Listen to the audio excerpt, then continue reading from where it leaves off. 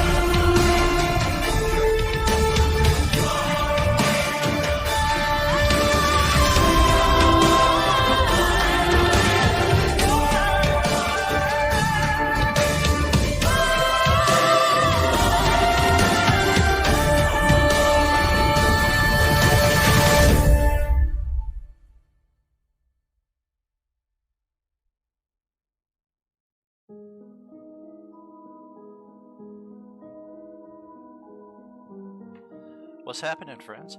Welcome back to the long overdue Roleplaying Unlimited Out of Character show. Looking at the history of Roleplaying Unlimited, the last time we did this show was New Year's Eve coming into 2022. Did our greatest hits of 2021 stream as a finale to the year, so it has definitely been a while since we've done this program, and hope you like the new setup and everything, and looking forward to some good conversation about tabletop RPGs, primarily D&D, but there's a lot of crossover involved, so we're going to get through that here shortly. See, we got a couple viewers there. Radio Free Covenant, welcome. Thank you so much for being here. And these questions have been kind of going between our Discord group as well as different Facebook groups. Tiamat's Tavern, my D&D group, Dungeons & Dragons 5th Edition.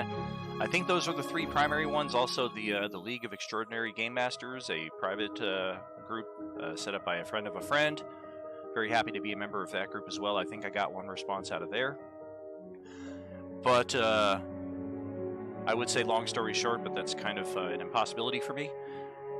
The point being, we've got a lot of answers here, and there's 5, maybe 6 questions. I didn't really get any responses on question 6, so that might kind of be a setup for next time. But, what's going on there, Westy? Drunk Pally, good to see you there, my friend. Thank you for being here, brother. Ooh, that's some good news after, side tangent. After a week and a half or so of my Wakanda Forever copy supposedly in the cancellation, who knows if it's going to be shipped out or not process. I just got the confirmation that it is shipping out, so hooray to that. Question number 1 here for our out of character format. And actually, I don't know why I told people to join into the open table. They might be able to, I don't know, I'm sure it would come through if people were in there. I just don't know if I'd be able to hear them. So it might just be a matter of me asking questions through the Twitch stream here, and then they respond appropriately once the lag comes through. But first question, worst PC/GM blunders you have ever done or witnessed? And this one's been sitting around for a few months. Oh, no worries there, Radio Free Covenant. Yeah, definitely good to get live responses as well as the pre-established ones. Pre-established ones are for people who couldn't make the show, so definitely happy to have you here. I think I got, like, this right here, these are all responses. Primarily to the player agency question, that was a big one, as it is a term I had not heard prior to 2021, maybe. So I was curious what people's perceptions on that were, but that is for a later time. Worst PC GM blunders you have ever done or encountered / been witness to. We got Radio Free. Haha, good one for Bizzo. Please enlighten us. Text away. I look forward to seeing that. And yeah, same thing from Drunk Pally. I believe I have something written here in the Discord channel from you, so we'll come up to that when we get to it. Again, special thanks to the aforementioned Facebook groups, Tiamat's Tavern, League of Extraordinary Game Masters, D&D 5th Edition, and my D&D group, especially the people who took time to answer these questions. I'm going to make sure to give everybody credit. I took pictures of your answers, so fortunately they came with either your name or whatever character name you happen to be going on in these Facebook groups. By Elizabeth Tenbrink Kelly. The worst GM blunder that they ever witnessed. A DM that she once played with once gave a ridiculously broken magic item that would use a random spell with a random target. That's pretty concise, but just taking that premise into mind, you can kind of think about the possibilities. I mean, a random spell, how many spells are there? And are we talking about just wizard spells? Are we also including cleric spells? What edition is this as well? If we're playing 3rd edition, you've got probably twice as many spells, and definitely the higher tier level 7, 8, 9, and 9 spells. Those are significantly more powerful than their 5e counterparts. So I can definitely see that being a blunder in the worst way. By Sebastian Thane, the worst PC blunder, but a damn powerful moment and a great session. We failed to rescue a child. We were tricked by an illusion, and ogres under the control of a hag killed him while we attempted a daring rescue. It was raw but memorable and a great driving force for character development. I like seeing stories like that because, in my experience with some of the people that I've played with for a long time, those raw and memorable moments tend to stick a little bit more negatively than being used as more of an adapt and overcome kind of thing. Like, especially with Agent Orange, that was one of the primary themes of that campaign, is I wanted adapt and overcome, because Yeah, I'm going to be putting your characters through hell. You're literally in a zombie apocalypse in the early 1970s. You don't have the tech that we have today. We don't have as many survivalists slash preppers slash doomsday preppers, what have you. So those kind of storylines are going to be a bit rarer and fewer and far between.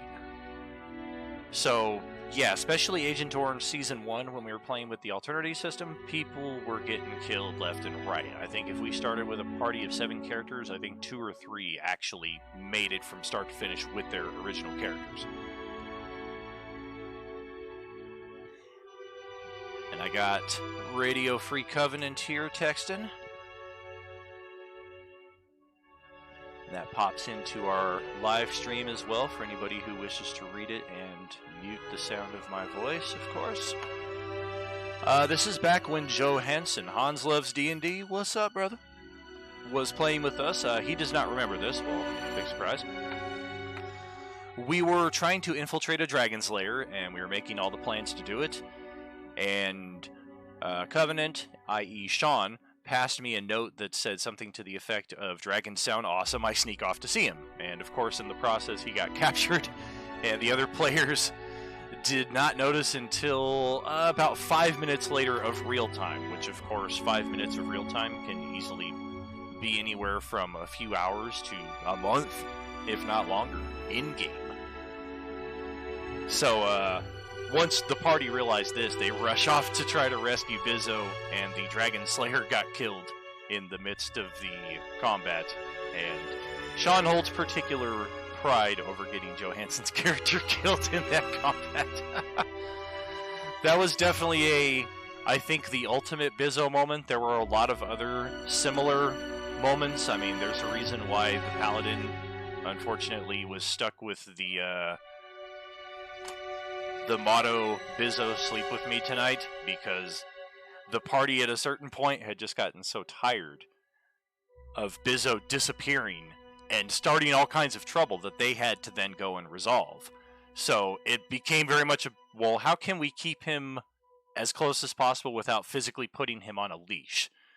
And again, we've got all these minor, lesser Bizzo moments, stealing this, taking this, kicking this, starting this kerfuffle, what have you, but starting the dragon battle before the rest of the party was ready, that was definitely a big, big one. The God of Chaos, yes indeed.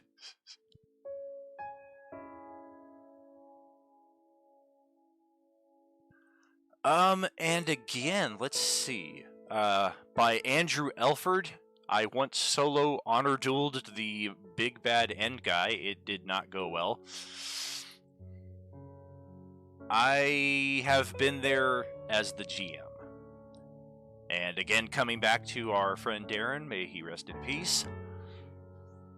I had, at one point in the final Homeland campaign, Homeland was the original campaign setting before Enemir, pre-2001. And, okay, so at the near end of this campaign, Justin had kind of gotten an interesting idea with his character, and we keep in mind that episode 1 had just come out at this point, so Star Wars role-playing system was picked up. I don't know if it was necessarily picked up by Wizards of the Coast, or if it was just that the open content license that allowed whichever company to use the same D20 type of rules. But Justin and I started seeing ways that could be interesting to kind of merge the Star Wars RPG with the existing D&D 3E. And long story short, in that respect, he takes enough levels of Paladin and Monk, and we decide that that is going to be the precursor for the very first Jedi Knight. So fast forward to the next campaign, he's now playing the first student of this Jedi Academy. And of course, if we're going to have Jedi in this world, you're damn right I'm going to have some kind of Dark Jedi, Sith, something of that nature. And this Dark Jedi, Caro Dran, I believe his name was, he definitely got under the party's skin on more than one occasion, including the same Paladin that Darren was playing that prompted Bizzo, sleep with me tonight. And at one point, Darren challenged Karodran to an honor duel, one-on-one. Bad mojo, because I had never expected that in a million years, and sometimes I like to have the, if the party's going to be challenging one big badass villain, that big badass villain is going to be able to take on the party. They're not going to stand up and be like, haha, you can't, oh god, like that does happen sometimes, because sometimes I underestimate the encounter, the abilities of the player characters, sometimes the dice are just against me. But with this guy in particular, this is back in my early 20s when I had a very solid understanding of mechanics, and I spent hours and hours crafting this one NPC just to be able to take on the party. So when one character challenges him, you bet your damn ass that he's getting his ass kicked. And we literally took it into the next room. And he got his ass kicked, and he came out and he was just like, yeah, that didn't go well for me. My character died. Fortunately, resurrections and what have you. I am just curious here. I'm going to give it a brief pause. I see that Dawn has jumped into the Discord voice chat. So I want to see if Dawn can hear me through the stream and respond through the Discord chat to where we can all hear. Fire away if you can.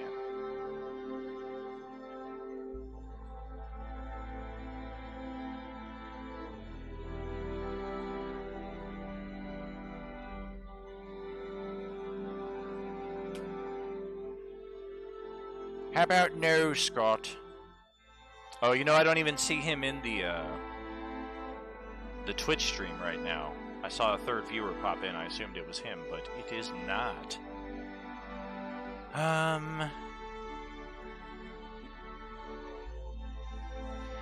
Yeah, if you're unable to hear on the headset, I don't know how, Wait a minute, how can you not hear on the headset? What is the point of a headset if you can't hear on it?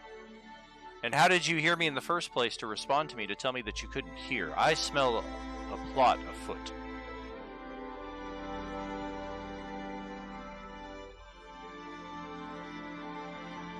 Gotcha, so you have the Twitch on your tablet and you can hear me in some respect, is what I'm taking from that.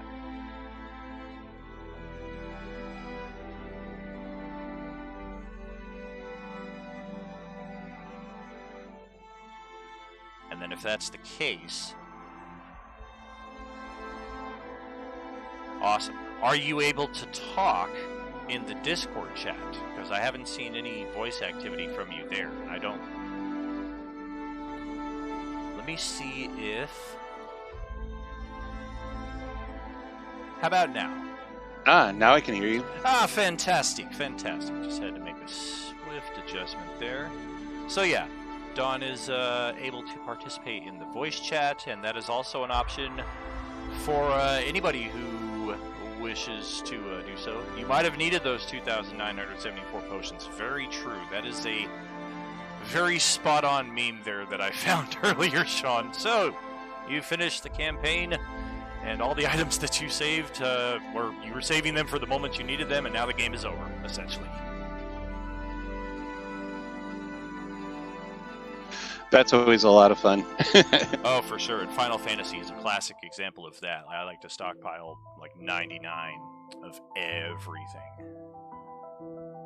Yeah, I have that problem too a lot especially when it comes to like healing potions. I've gotten a lot better that I'm starting to use up my healing potions, but for the longest time, I would just accumulate and accumulate and accumulate. It's like, cleric, cure me, but I have like 10 healing potions on my sheet.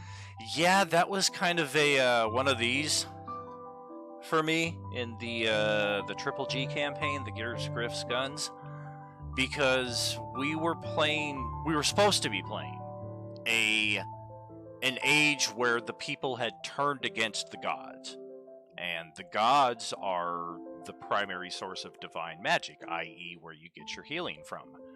So therein presents a dilemma. If the people refuse to be tended by clerics and priests, for very good in-game reasons, too. We had 15 years of campaign backstory to lead up to this point. I mean, the players played enough characters, influenced the population enough, were part of enough events that could easily be perceived by the people at large as man, this is what the gods are about. Yeah, fuck that, fuck them.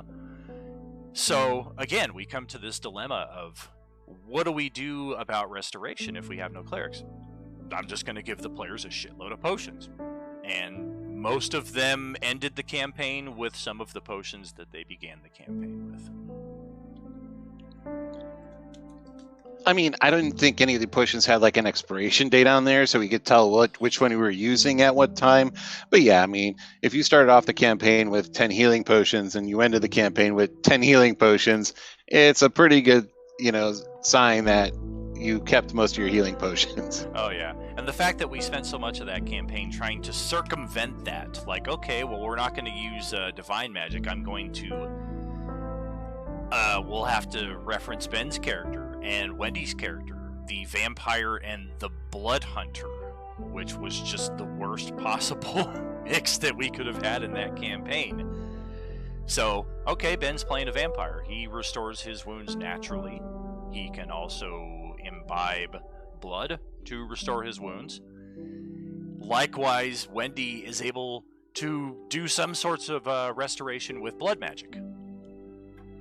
You know what is kind of funny too is that my vampire, when I was turned into a vampire, I very rarely used any of the vampire powers, very rarely. And Yeah. I'm the one that they had the intervention with. It's like, what about Mr. Vampire over there that's been drinking blood and becoming invisible and turning into a gas and biting every third person down the road? And it's like, I haven't used any of that healing shit either. Yeah, I feel like that was a preemptive intervention because they were like, well, we've already had some issues with the fact that we've got an assassin in the group and now he's got a vampire template on top of that. We might need to nip this in the bud. And Dawn, since you joined in a bit after we started, we are still on question 1 here. The worst PC/GM blunder you have ever done and or encountered. I don't think I saw any text responses from you, so feel free to take a second and think about that, or if you have something ready, go ahead right now.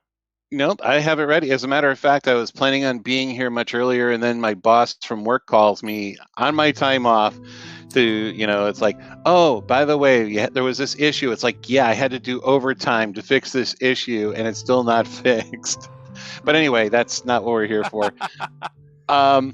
So basically, I was GMing a campaign, and this is my favorite story of all time. And this was like a long, long time ago back in college. I think I know this And I slipped a ring of wishing into one of their possessions, and they had no idea what it was. So the guy who had the ring on had the worst luck with the NPCs. His rolls were just horrible, and the NPCs treated him as such. So he just turned around and he goes, I just wish all the assholes of the world would disappear. And then a couple of game days later, I'm like, and I said, your ring vanishes. And I go, a couple days later, it's like your characters have to go to the bathroom. And it's like, you never make us go to the bathroom. And it's like when you pull down your trousers, you realize that you don't have an asshole. And every creature on the planet lost their asshole. And so eventually, because they couldn't shit, everything died. So the entire planet was destroyed by a ring of wishing. And I had to restart a campaign. Gosh. Yeah, I've definitely heard that one before, and that is one way that a wish can just go horribly wrong in the worst ways possible. I'm just glad he didn't say in the universe, because then I could have never GM'd again. Although, how far of a radius would, if you had that same situation, Dan, would you have killed an entire planet for that wish, or would you put a range on that wish?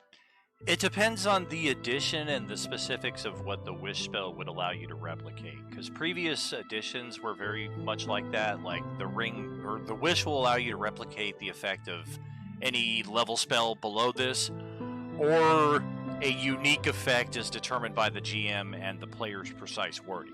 And for myself, I won't say never.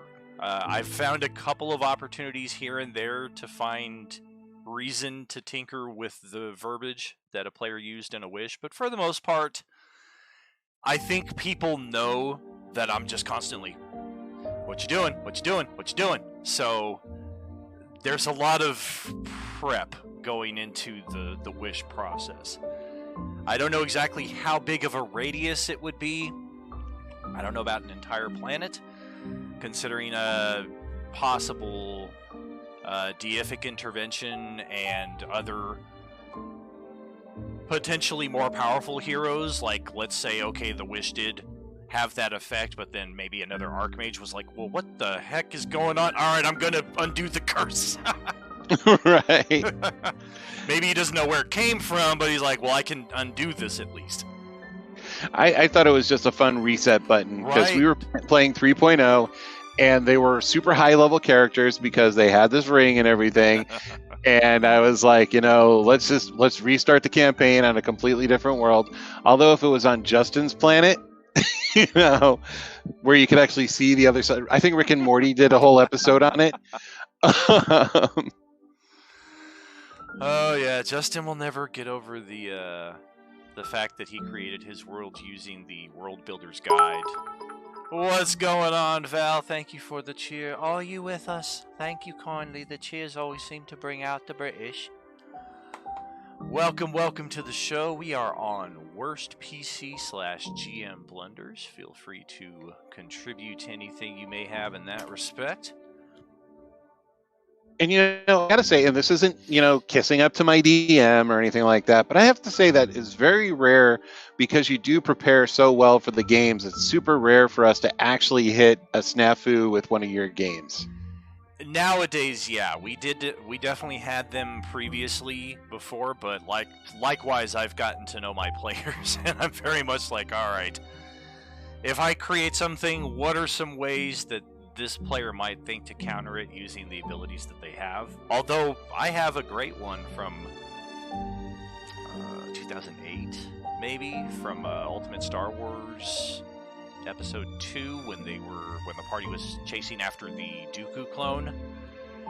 And I wrote in my prep notes that I guarantee Justin is going to use Move Object to either take Dooku's lightsaber or toss Dooku just straight out of the hangar, because we're in a mountainside retreat and the hangar door's right there leading to a cliff overlooking, oh dear God, I'm dead unless I can fly. And we get into the combat, and I'm just like, all right, wait for it. Lightsabers are ignited, everybody closes in, Justin stays back, tosses a couple bop grenades, gets in close, uses some Terras Kasai. What the fuck was the move object? How come Dooku was captured? Why did I get tossed out of the hangar? It was very much, I was like, I'm positive this will happen, and it's still in my notes to this day. I think my favorite blunder that I, specifically did is to we're standing on top of an AT-AT, and I have a thermal detonator, and I'm like, all right, guys, get off now. And I dropped the thermal detonator. Oh, gosh. And I didn't wait one round for everybody else to get a turn because the thing went off just before everyone else had a turn on it. I think we're Justin here tonight instead of out LARPing. Have a lot of fun, by the way, brother. Good weather for it. I think if Justin were here, that would have been his story about the worst PC blunder that he's ever witnessed, because I think he just brought that up last week, too. Hey, Dan. Hey, what's up? Hey, remember Darren? Yeah. Remember Darren during the the Heroes Unlimited. Yeah, exactly. And he was Red Dawn. He was playing the Russian APS plasma guy, and he decided to fly into the jet engine and ignite the fuel and just destroy the evil layer, and figured that if he gave the players this much time, they would be able to get out. Very similar situation. All right, comrades, you must escape!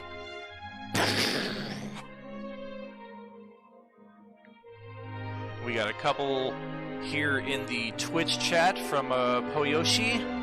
Short PC blunder in Divinity 2. My buddy killed our cat companion by moving a wooden barrel on it. We couldn't go back to the last save without losing too much progress. That was a sad day. Oh, yeah. That does suck, especially when it's been a while since the last save.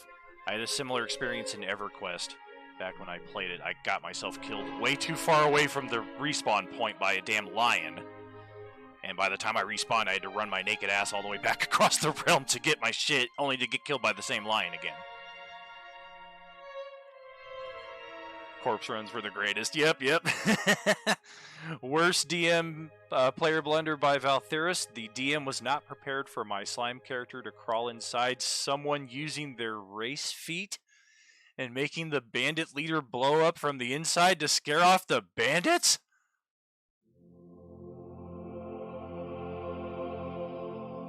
You know, if you need like a little segue for something that's really cool, I noticed on the Dungeons and Dragons trailer that there's a gelatinous cube in there. So I don't think James is gonna go and watch that show, that movie.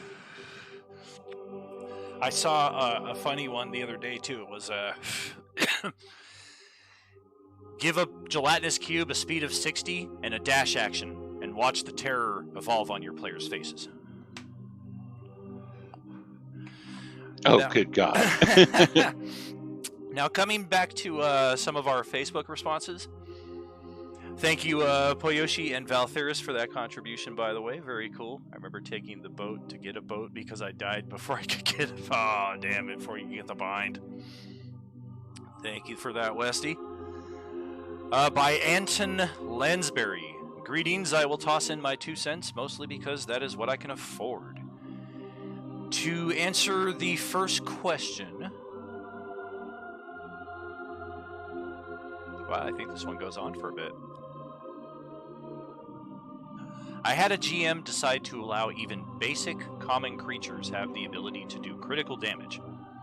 A rat attacked my paladin wearing full plate armor. Not a giant rat, literally a normal rat, 1 to 4 hit points, damage 1 through 4.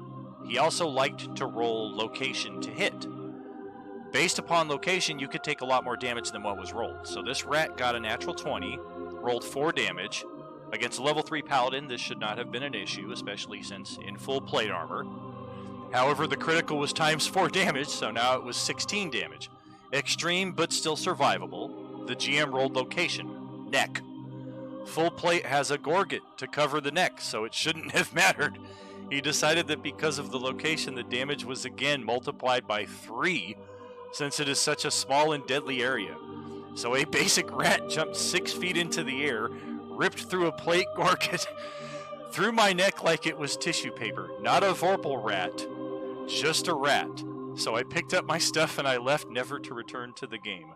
I found out weeks later that all the other players felt it was a bit out of character for the GM and decided they didn't want to play with him either in case they somehow managed to piss him off as well.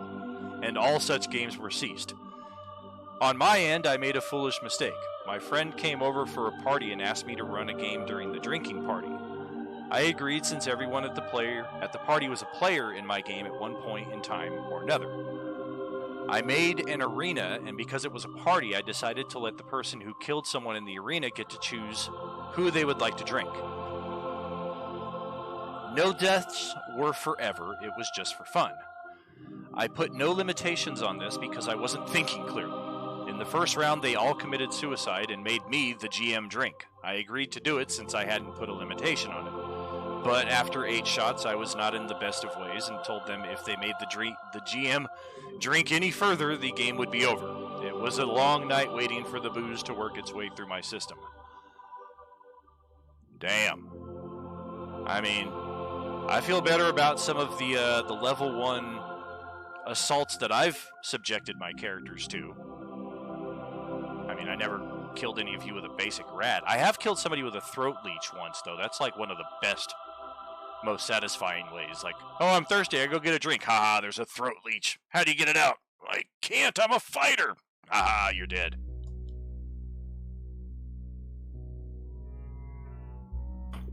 AD&D really like to kill players that way. Oh, yes. I mean, that was kind of the strategy of it back then. Like, the DM's job was to create a fun story and a challenge for the players, but they also were not encouraged to really hold their blows or necessarily balance things. I mean, you think about the old NES games like Dragon Slayer, or even like the Legends of Zelda. If you make that north turn instead of that south turn, you're now in red territory, and all the monsters are going to take 8 hits to kill, and they can kill you in one shot. And you had no warning or idea whatsoever that this was going to happen. And that's very much how D&D used to be. It was very much the DM is trying to kill you. You're all friends, you're there to have a good experience, but making it through the campaign with your character from first to last campaign used to be kind of like a rite of honor. Like, I finally had a character survive a campaign. Nowadays, it's more of like just kind of it's how it is.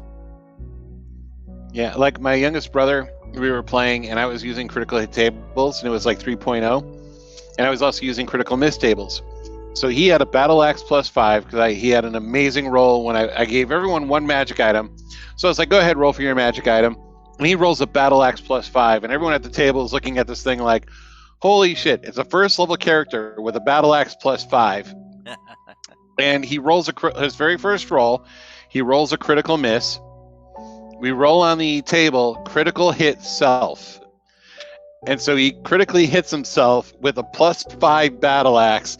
He did like 40 points of damage. He had like 8 hit points. He was dead. Oh, jeez. The gods were so, it was just so funny that the gods forgot to kill him. So he comes back with 1 hit point. And then he didn't disappoint me, because the next time in combat, he rolls a critical miss, and he goes, weapon flies 1d8 feet in 1d8 direction, and it flies right behind him, embeds itself into a wall, and almost hits 2 characters on the other side of the wall. Wow. Yeesh. Yeah, those critical tables have definitely come a long way too, because I remember when George was playing a monk back in 2nd edition, and he wanted to do a called shot to the face because he was playing the monk. He wanted pugilism, I'm gonna knock your ass out. And he got a natural 20, and we rolled the crit table, and the location was the right foot. So it just goes and punches down to the ground, and the guy's hopping on 1 foot. Oh dear God! Oh God!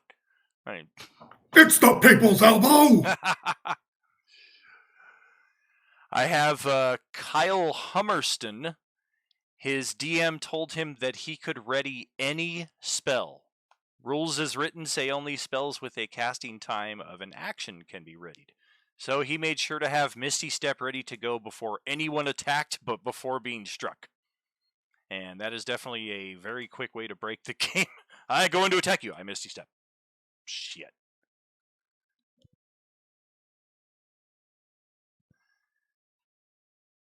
Time to swap over some music. Looks like we passed through one playlist there.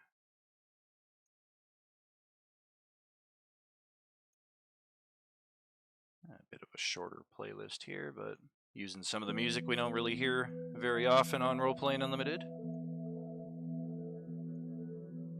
And by Daniel Wirtz, a new Dungeon Master decided to take a game from level 3 to level 26 at session 0 because it sounds cooler. I mean, it certainly can. I guess it just depends on what kind of game you're trying to play. If you're still using the same adventure that you were writing for level 3 characters, and they're all level 26, then yeah, they're probably going to step on everything.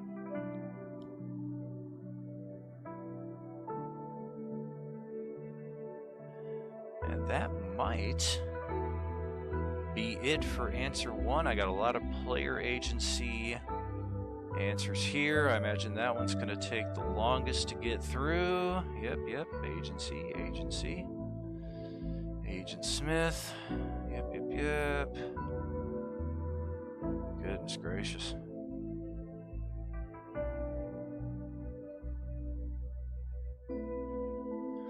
Fantastic. And then we have some answers here in our Discord chat. One of them from... man, I can't remember what the heck his username is. Raven something. It's not Ravenclaw, but Jason. He responded to this last September. That is how long some of these questions have been sitting around in our our chat. After eating some edibles, as a DM, I could remember the questions my players asked as I was playing. Now, I believe that is a typo, unless the objective is to not remember, because, yeah. I definitely understand that after eating some edibles, you could not remember the questions that you were being asked, similar to what our friend, I believe Anton, was saying a few minutes ago after he was forced to drink 8 shots in the midst of a game. He was there for that session. That was Valtheris. Nice. And scrolling down a bit more, here we go. We have Westy responding also in early September. Thank you very much. For the first question, he joined his brother's campaign, who was DMing for several family and friends during the pandemic.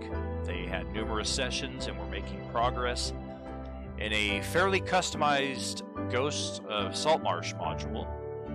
At some point, they were clearing out an area and fought, a very relative word, a small dragon that surprised and obliterated one of the party members. Out of sight to all but one character, some ghost-like entity stepped out of the blue and took the body away. After tracking down some information and performing a few other activities, we found 3 optional paths that we all voted on. Go to an island that was viewed as dangerous and folks thought us crazy to even go to. Perform a character's backstory quest by visiting their family member, a noble, or do various side quests to assist some allies that they had established up to that point. Wanting to find their friend's body and not fully understanding what they had heard from the NPCs, they went with option 1. And Westy's character is a dwarf cleric who was kicked off the ship that would take them where they needed to go because he questioned the captain a bit too harshly. I remember players having issues with authority, especially ship captains. That can be a bad place to get booted out of. Not wanting to abandon his allies as the ship was leaving, he jumped into the water and lashed himself to the back of the ship undetected. He managed this because he had the Cloak of the Manta Ray, allowing him to swim and breathe underwater. They had prepared for the journey, so many of the players had items like this, and it caused him to be exhausted as he couldn't really get a full night's rest. Well, I can imagine that. That's kind of uncomfortable. The boat stopped some distance away from the island, and allies jumped in the water, and he joined them. And they were shocked by this, but glad that he was there. The party attempted to swim to the island only to encounter numerous whirlpools that the exhausted dwarf could not get through. Westy and the wizard died before reaching the other side of the treacherous environment. Others in the party made it through, however, only to find 2 baby krakens in a lair and suffer a far worse death than myself and the wizard. And part 2. After the deaths, we had a conversation with everyone, and the DM just laughed. He had tried so many times to railroad us away from it with the various NPC conversations, even the captain overreacting to my dialogue and kicking me off, thinking that if the cleric wasn't with the party, everyone would just try the mission again later. The party failed to comprehend all the warnings and thus went to the BBEG layer at level 5, which they did not even make it through the front door. Had the party continued questing and taking on other adventures, they would have eventually found an item to calm the sea before the lair, but since they didn't go down that path, they lost 2 party members. In the current campaign, they have had a few folks say something similar, so they've all had to take a step back and ask out of character if we're being idiots and running off to the big bad end layer again. It was pretty funny conversation out of character around the table. Sometimes railroads are a good thing, but dumb players can ignore them, jump off the track, and kill themselves. That is very, very true, my friend. Thank you for the elaborate and hilarious story.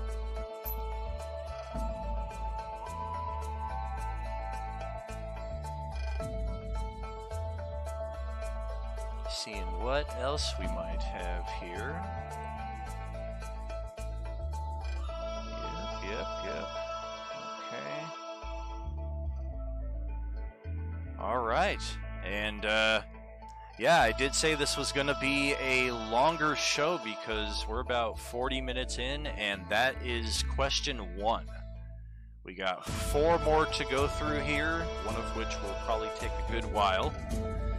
But we're in no rush. It's Friday night. We're hanging out. We're going to take an intermission, get some beverages, get a snack, all that stuff in a while. So moving on to question 2. I asked for opinions on the, as I define it, the lower potential PC lethality of D&D 5e compared to other editions. Do you favor the rules as they are? Why? Do you favor the prior methods of lethality, i.e. the -10 hit point rule of 3rd edition, or death saves of 2nd edition? Again, why? And Sean, Don, do you have anything prepared for that, or do you need a moment to consider your answers? No, I'm good. Basically, it depends on the campaign that you're running. If you're running a campaign that has very limited healing, very limited ability to bring a character back to life, then the less lethal rules of 5e work very well for that. However, if you're going to be running a game where, it's like you want the players to experience, a death and have to bring them someplace to get them resurrected and everything like that, if you need that for storyline basis, because you need players to be able to die, then, the higher lethality makes a lot more sense. I dig it. Because a lot of us, we are so in-depth in our characters. We play our characters for years and years and years. And if it's like, year 2 of a 4-year campaign, and you lose a character that you put so much time and effort into, it could really hurt, especially when the rest of the party is, if you're in the middle of a desert and you're dead. Now, the next time you see another living human being is going to be like 6 months later, because of you're going through a dungeon, you're going through this, you're going through that. Yeah. And it makes no sense to bring in another character. It becomes rough.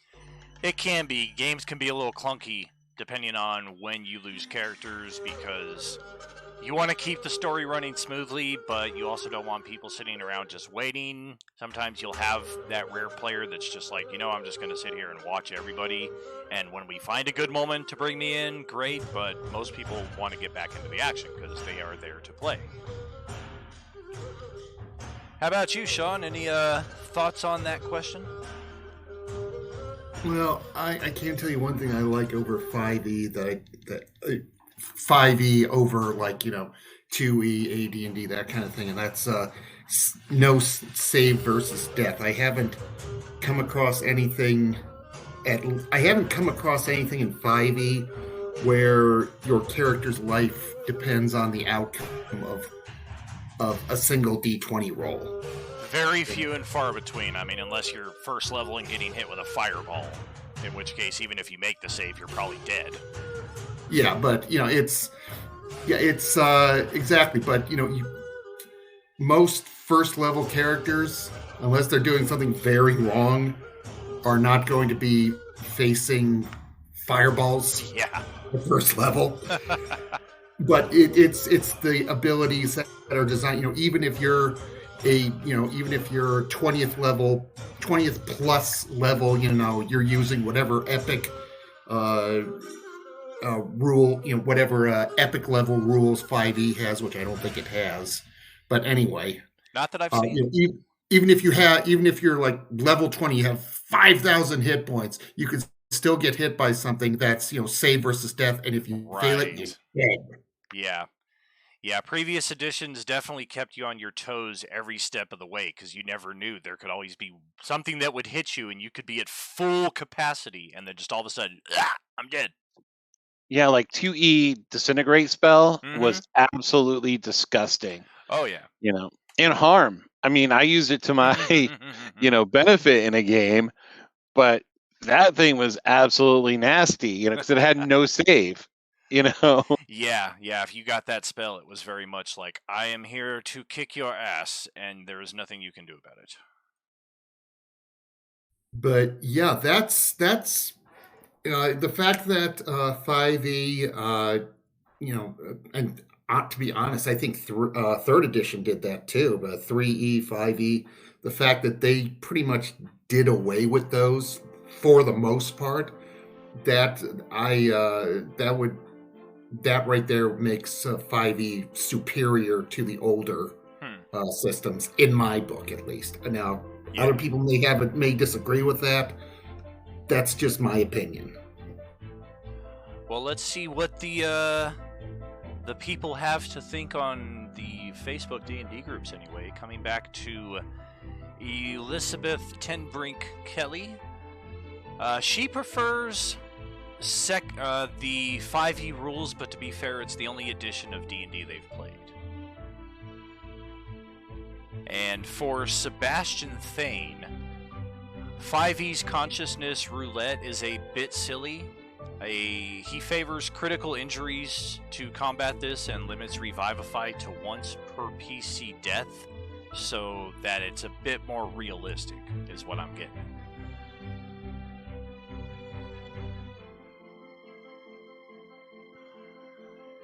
For Andrew Elford, who once solo honor dueled the big bad end guy, and it did not go well. Actions with no real consequences make the game feel like an auto-win. Auto-winning is not fun.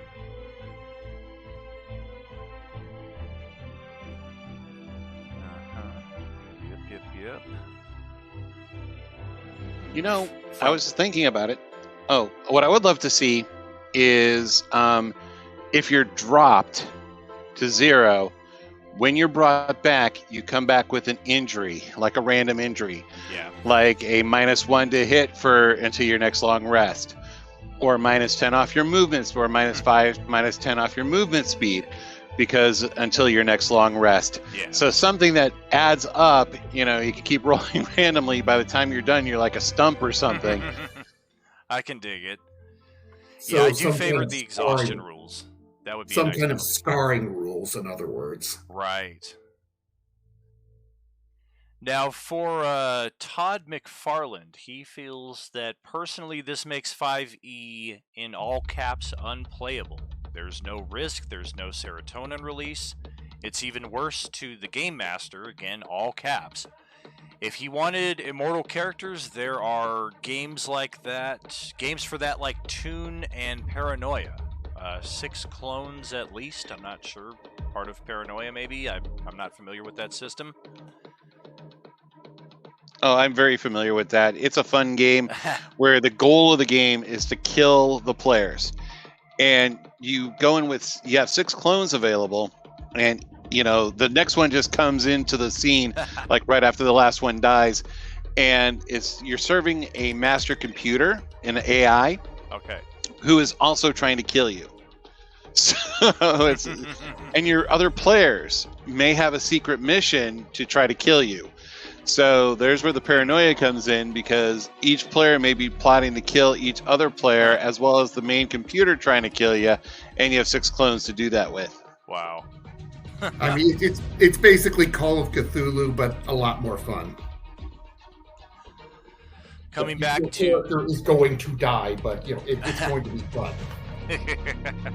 That would be a fun way to do it. On a similar vein, I've heard interesting stories from zombie masters, to use the term from All Flesh Must Be Eaten, who, once they have killed their characters, or their player characters, they then allow the players to play as the zombified version of themselves. I was like, well, that's interesting. That's not a bad idea. I mean, few people like PvP, but if you're gonna, is it really different than having your character turn into a vampire and then you just feel the need to include the rest of the characters in your collective? I mean, at least the player is participating. And that's one of the bad things about character death, is you're no longer participating in the game. And that gets you back in the game, at least. For sure. Very true. For Daniel Wirtz, he feels that 5th edition is way more lethal than previous editions due to how much damage enemies can dish out, especially when DMs don't use the average damage numbers and roll well. Death saves are fine and dandy, but he's lost more characters in less time using 5th edition than his entire 3E, 3.5, and Pathfinder career. Well, maybe there's actually something to that because, in a more lethal setting, you're more careful. But when the guardrails are off, but when when the lethality is down, you take more chances and hence die more. Right. Now, from Drunk Pally here in the Twitch chat, injuries are fun until they aren't if you require they be healed specially. Yeah, some of those, especially when they apply conditions onto your character, those can really be nastier. Some of the higher Sierra monsters, I forget which one exactly, but there was one I really liked using in Gears Drift guns that would reduce your maximum hit point total by the necrotic damage that you took as part of that attack.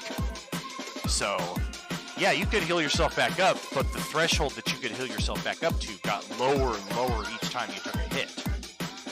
Right, but that one also, you could regain all those through long rest. So, I mean, it's not as fatal because you could always, if you plot it out correctly, it's like, all right, we're going to slow down our movement here. We're not going to run into these things. We're going to wait, the clock out for us to take our next long rest so we can get rid of all these negatives. I want to backstep a little bit to the first question. Just to toss in my own witnessing of the worst PC or GM blunder ever, I have to say it is equal parts shared between myself and Justin. And this goes back to the Enemir Breaking the Barriers campaign, where your characters fought against the Nur Tali at the very end of the campaign, which was not supposed to be the end of the campaign. It was just supposed to be another stage in the third act that was leading us towards the finale. And Justin was playing the character Matthias, and we were using the epic level handbook, the rules for spellcraft creation specifically. And this is where I had my first real distaste of 3rd edition, because I started to realize the pitfalls of the open-ended content is that nobody's really balancing these things against each other. It's every table's responsibility to kind of playtest these things for themselves, or really kind of put some thought into it before they put these mechanics into the game. So, to specifically use the rules, I think it was Tome and Blood, which was the very first expansion released for 3E that pertained to wizards and sorcerers, and it had the very first magic item creation rules in it. So, you could take, I think it was 6,000 gold pieces, 2,000 gold pieces a pop, and create an item that gave you a plus 20 bonus to a skill of your choice, because, I mean, big frickin' whoop, you have plus 20 to your religion check and you pay 2,000 gold for it. So yeah, now you know everything that comes up in the game that's religion. If that's what you really want to focus on, the game now has given you an avenue to do it. But now fast forward a few years to the epic level handbook and the epic level spell rules, which are entirely fueled off of the spellcraft skill. You can't even cast one of these spells until you successfully roll the spellcraft DC. And these are ultra high DCs. We're talking like 50, 60 plus. If you're like doing like massive ultra spells, that's what we're talking about. There's a reason why when I created the Bend Ball, that was like a fireball that did 20 die 6 of every elemental damage and would automatically recast upon impact. There's a reason why the spellcraft DC is like unobtainable. You have to literally be like a level 400 character just to fucking cast this thing. It's ridiculous what the epic level handbook would let you do. But what Justin did is he took 6,000 gold, got himself a ring of spellcraft plus 20 circumstance bonus, and then a amulet of spellcraft plus 20 luck bonus. And then God. and then something else of spellcraft plus 20 circumstance bonus. Because 3E had all these different kind of bonuses that would stack. So now all of a sudden Justin has spent 6,000 gold pieces at level 28 to achieve the magical capacity of a level 100 character. For 6,000 gold pieces. To a level 28 character, that's like chump change. Every 28th level character's got thousands and thousands of gold if they've actually played their career.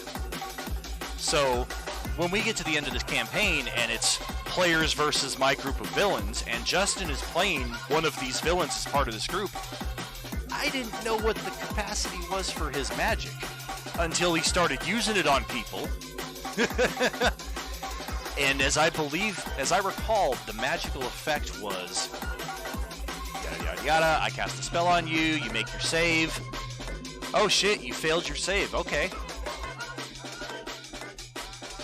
You now suffer a 2d6 level drain. And I gained the benefits of a heal spell. So now I'm fully back to 100%, and you are now however much percentage less than what you just were a second ago. Now let's say they actually failed the save. It's 2d6 levels, plus he gets the benefits of the heal spell. So if you make the save, you lose a d6 levels, plus he gets a heal. If you fail the save, he gets 2d6, or you lose 2d6, and he gets the heal spell. Most broken spell that I have ever seen, and it took a party of level 28 to like level 40 characters. Sinqua Mong, the monk in the group at the time, he was like level 40. He had 108 armor class. Like, we were playing some insane freaking rules with this because we've been playing these characters for years. So we wanted to really tear that epic level handbook open and see what we could do with it. Well, that was a big mistake, and I have never gone back to the epic level handbook again. I don't know which of us shares the blame more on that. I kind of feel, I've always said Justin, as a very accomplished and talented game master himself, probably should have known better than to bring an item or 3 items like that into the game. Yes, he did tell me what they were.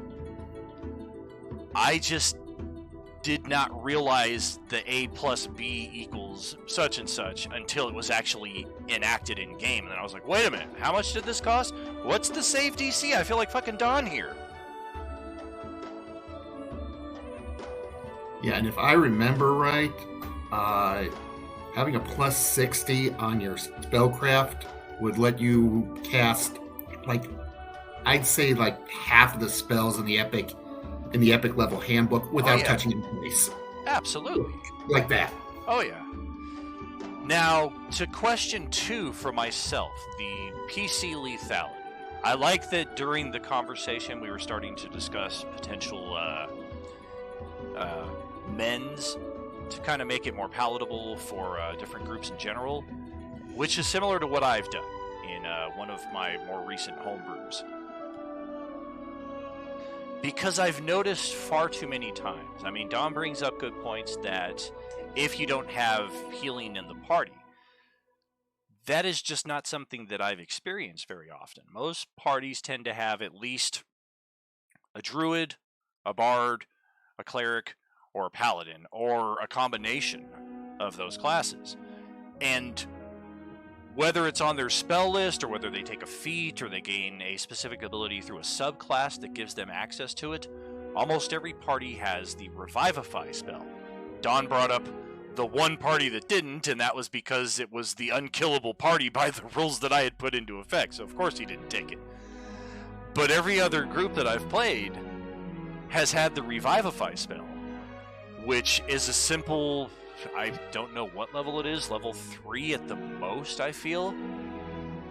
And material components are expended upon casting. I think it's 300 gold pieces of crushed diamond. So that's a bit of a stretch for some groups, especially if your GM isn't giving you access to a lot of treasure at those early levels. But again, to keep everything fun and playable for most people, if you take a spell or you take an ability that has a component prerequisite, I'm not going to then make you spend 5 games searching for the component just to cast the spell. I mean, what level are you going to be at by the time you do that?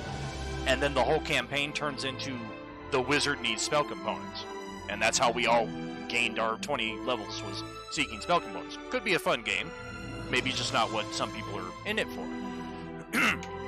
For me, I've seen it happen enough times in 5e where I've beat the characters down, and I had a perfect example of this in the last game of the Descent into Avernus that we just played, where Dawn's Warlock had unfortunately drawn some attention to himself with some very clever and efficient use of the Eldritch Blast, which then drew a very powerful demon right up into his face, who attacked him, grabbed him, grappled him, teleported somewhere else, continued beating him, and then threw him off of the statue. He was dead. But about 20 minutes later of real game time, 2 rounds of in-game time, Ben is right there at Dawn's side with the Revivify spell. I fully expected this. I knew that we had at least 1 Revivify in the spell. I did not realize we had 2, which turned out to be the case. But point being is that if I was really set on killing somebody, like let's say this is like Dawn's character's arch nemesis, and he's just determined to see Dawn killed, short of me having a disintegrate spell to like just eradicate the corpse into dust, the game then becomes keep away with the corpse. I've killed you, I've got you at your 3, you're down on your 3 death saves, you are perished, but now I've got to hold your body for a minute before anybody else can get to it. And I just don't think that's what D&D is. I think if you're at the point where you've lost all your hit points and you failed your death saving throws, you're dead. That doesn't mean that you can't come back. Of course, resurrection spells and the like exist. I've just had enough issues with Revivify that for my most recent homebrew, it's a spell that I've taken out completely. And for most resurrection spells, it's kind of gone back to an older school feel, where if a party member dies, you gotta take their ass to a temple, or you've gotta find a druid circle out in the wilderness, or some place of power. It's not... People themselves don't just innately have this power to resurrect people. These are powers that tend to be contained in places that people with training are able to manipulate these energies to then resurrect. For myself, that's the compromise that I kind of settled on.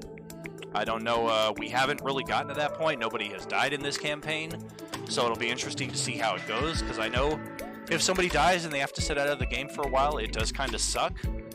But hopefully, overall, it does kind of create a more realistic sense of danger, so that people are a bit more cautious and more willing to make sure that people aren't splitting up and getting captured, and just thinking more tactically and strategically like they used to do.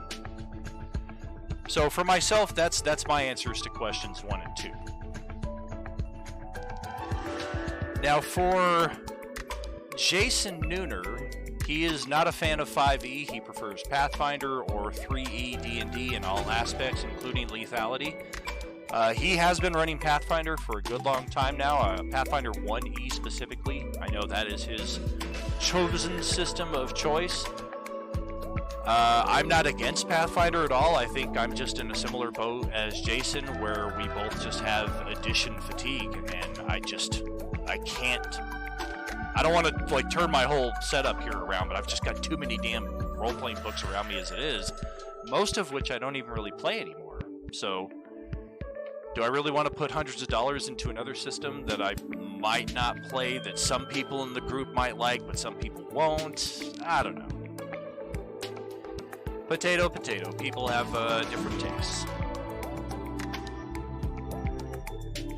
For Valtheris, he had a character in a Friends where his character was hated by angels and demons, and a whole session became let's run and keep my characters Angel and the Anger and the Undead Angel apart. Oh my god.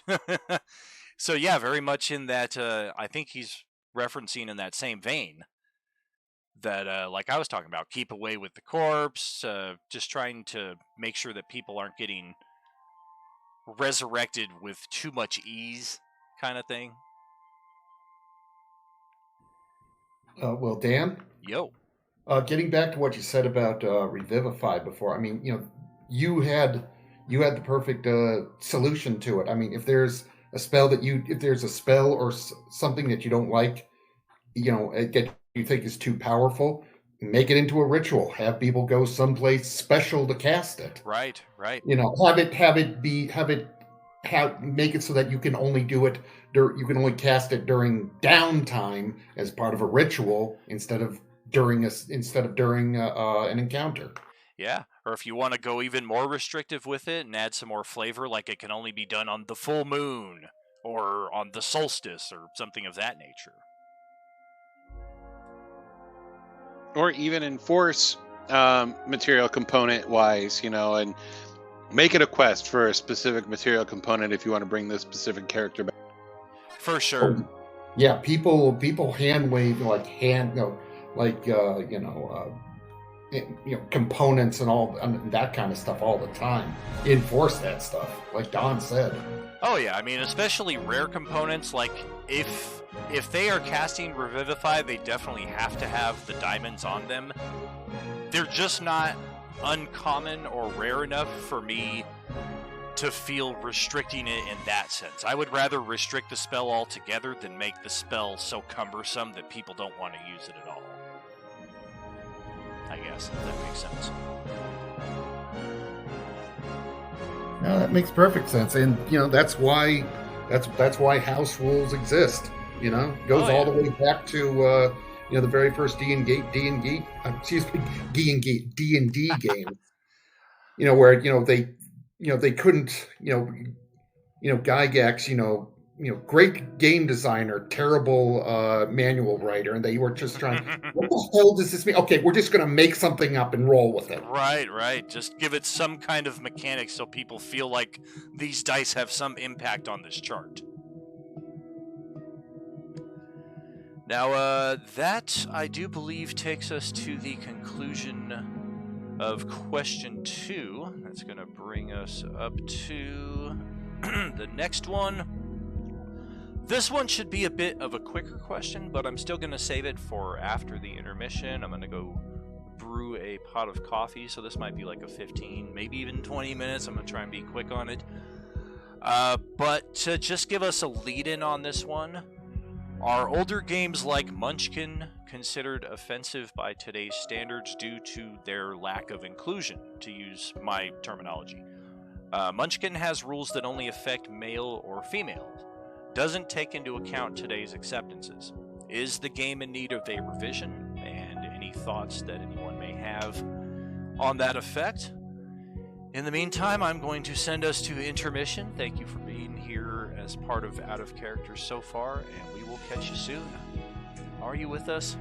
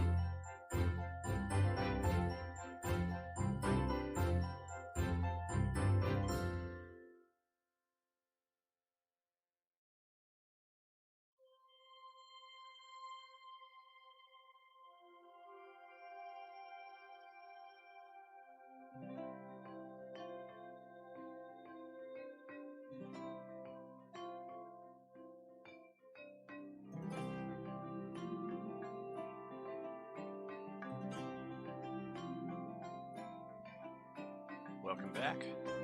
I'm Tragically HP, coming to you live from the 100th Meridian, where maybe a prostitute could teach you how to take a compliment. Welcome back to Out of Character. We are so happy that you're all here with us, despite the somewhat non-happy tone of my voice right now. I'm waking up with the coffee, I'll get there.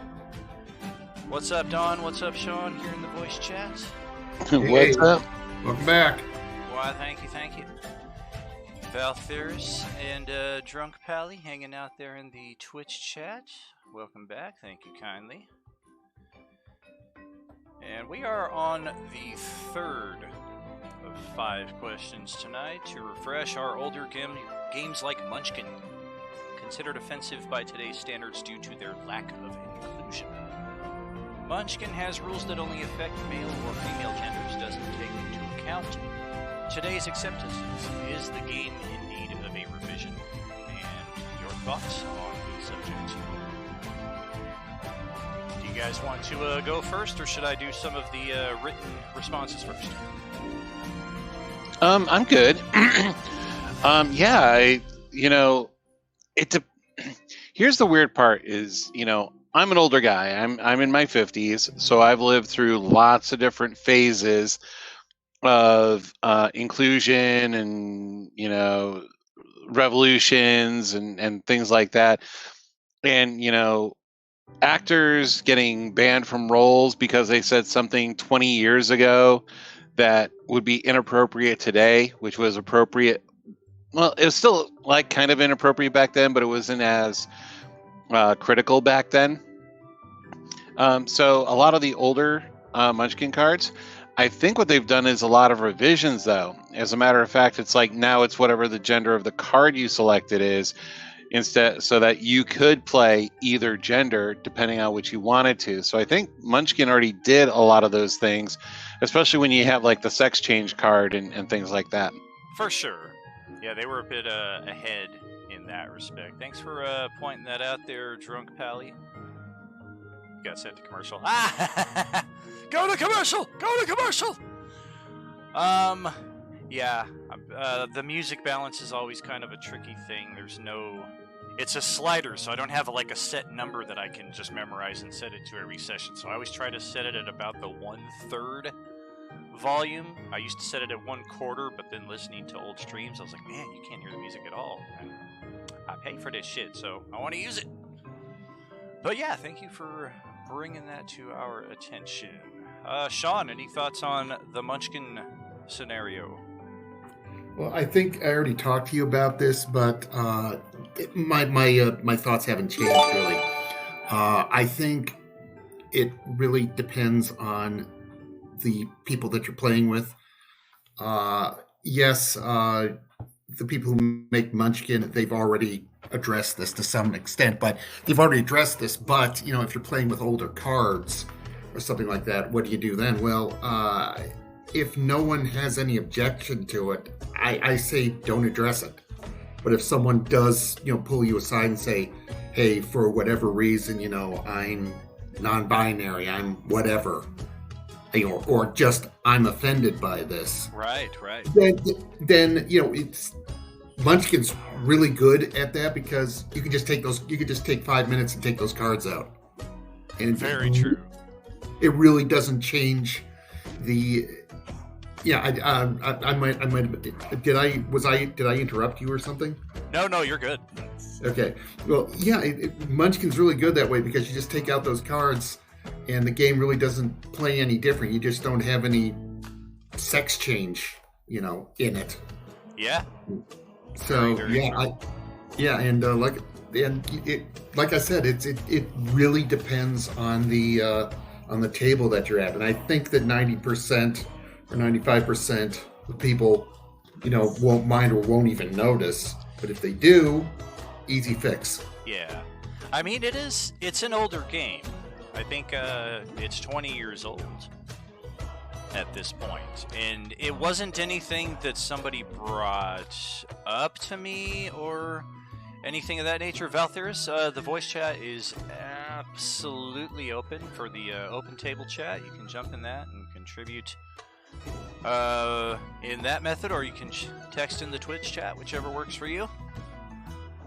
And it wasn't anything that anybody complained to me about or said that they found offensive. It was just in the process of digitally porting all of my Munchkin collection over to Roll20 so we can play it virtually. It just kind of popped into my head because I was like, I wonder if there are people out there who just won't touch this game because they feel like it's like excluding them. So I just kind of started thinking in that respect, like, it's not anything, I couldn't possibly find it offensive. I've played Cards Against Humanity on many occasions, so I don't know that there's much that I would find offensive other than when somebody particularly bashes me as a person because I'm just fucking oversensitive like that, or if somebody bashes my religion to my face, because I respect people's opinions, but at the same time I'm not pressing my beliefs onto you, so maybe respect mine and don't bash my shit around me. But otherwise, I can't find anything offensive about Munchkin. It just kind of popped into my head. I was like, I wonder if there's a group of people out there that would like to play this game, but they're just like, yeah, it's not really our cup of tea because it's not us.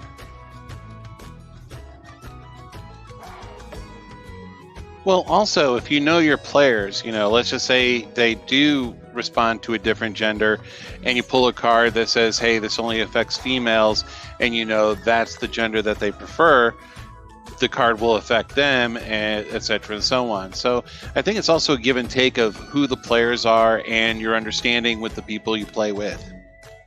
Very true. Welcome to the voice chat there, Valtherus. Any thoughts from you there, my friend? On older games like Munchkin being offensive? Yeah. Offensive, not inclusive. If they were made nowadays, I could see that, but a lot of things were different. I'm not going to say better, I'm not going to say worse. They were just different back then. Yeah. People didn't worry about some of the issues that are cropping up nowadays, and people just didn't think about it. They just assumed things were what they were. Very wise. So really, you can't make something offensive without changing. You can't say you can't change what happened in the past. You can't change history. So why change the games that people played? Yeah, we can try to learn from history and do better, recognize mistakes that were made. Ironically, a lot of people seem to get into history and feel like I want to repeat these mistakes because we haven't learned anything. But for myself, history is extremely valuable in, I talk about it a lot. I took a Civil War class, a online Yale Civil War class. It was free, probably like 3-4 years ago. Professor David, David Blight. Very well spoken, excellent professor, very engaging conversations, very engaging lectures. And just over the course of the 20 or so classes that I took, I picked up probably a dozen books that I had never read before, never had any reason to read before. And it's just all about perspective, just recognizing that your perspective, is probably like this at best, and there's just so much more out there that we can make ourselves aware of. So, yeah, I don't necessarily think that Munchkin would be offensive, but it is definitely, like you said, if it came out today, it might be problematic. Yeah, but one of my favorite quotes, and I don't remember who said it, but I remember reading the quote, was, history is never the full story. It's written by the victors. Not just written by the victors, but you'll never have a complete story of anything ever. Oh, very true. That is very, very true. Looks like our music has expired again, so get a new playlist here. That was the happy playlist. So you can see we don't really get a lot of opportunities to use that in the game. Up next, the tavern playlist. Very rarely used. And just to take it back to our Facebook responses as I poke myself in the eye, from Elizabeth Tenbury Kelly, I don't find games that don't include non-binary genders to be offensive so much as tiresome and unimaginative. Come on, y'all, it's not that hard. From Sebastian Thane, sometimes different rules for different genders is fine. Sexual dimorphism is a thing, and in some settings or systems it might be pretty relevant. Gender roles are also okay. Some worlds reflect real history or may have their own cultures where gender matters, like an all-male or an all-female religious cult. Also, sometimes darker elements being present in fantasy is good, and patriarchies were real and bad, as long as you don't ignore the issue, or alternatively, if you go out of your way to showcase it. A female warrior overcoming such a system might be cool. It's fine in my opinion. Make it go both ways, though. If you have a feudal human patriarchy, make another race a matriarchy, or schools of magic exclusive to women, etc. Now, seem to kind of bypass Munchkin entirely and just talk about this subject as it pertains to RPGs. And yeah, some good points there brought up by Sebastian. Thank you. Over to Andrew Elford. While I respect the sentiment and understand why some might consider it offensive to them, looking to be the victim from something that was made in the past is never a way to live a happy and fulfilling life. Okay. Appreciate that there, my friend. And Anton Lansbury went all out. I got 4 pages of text here alone from him. From Todd McFarlane, Munchkin is so silly I have never heard it considered offensive. I think there are items which let you be multiple classes, genders, and races at once now anyway. The biggest problem with Munchkin has always been that one player races ahead through luck, and then if the rest of the players do not tear them down, it's over. The gameplay gets too predictable and thus boring.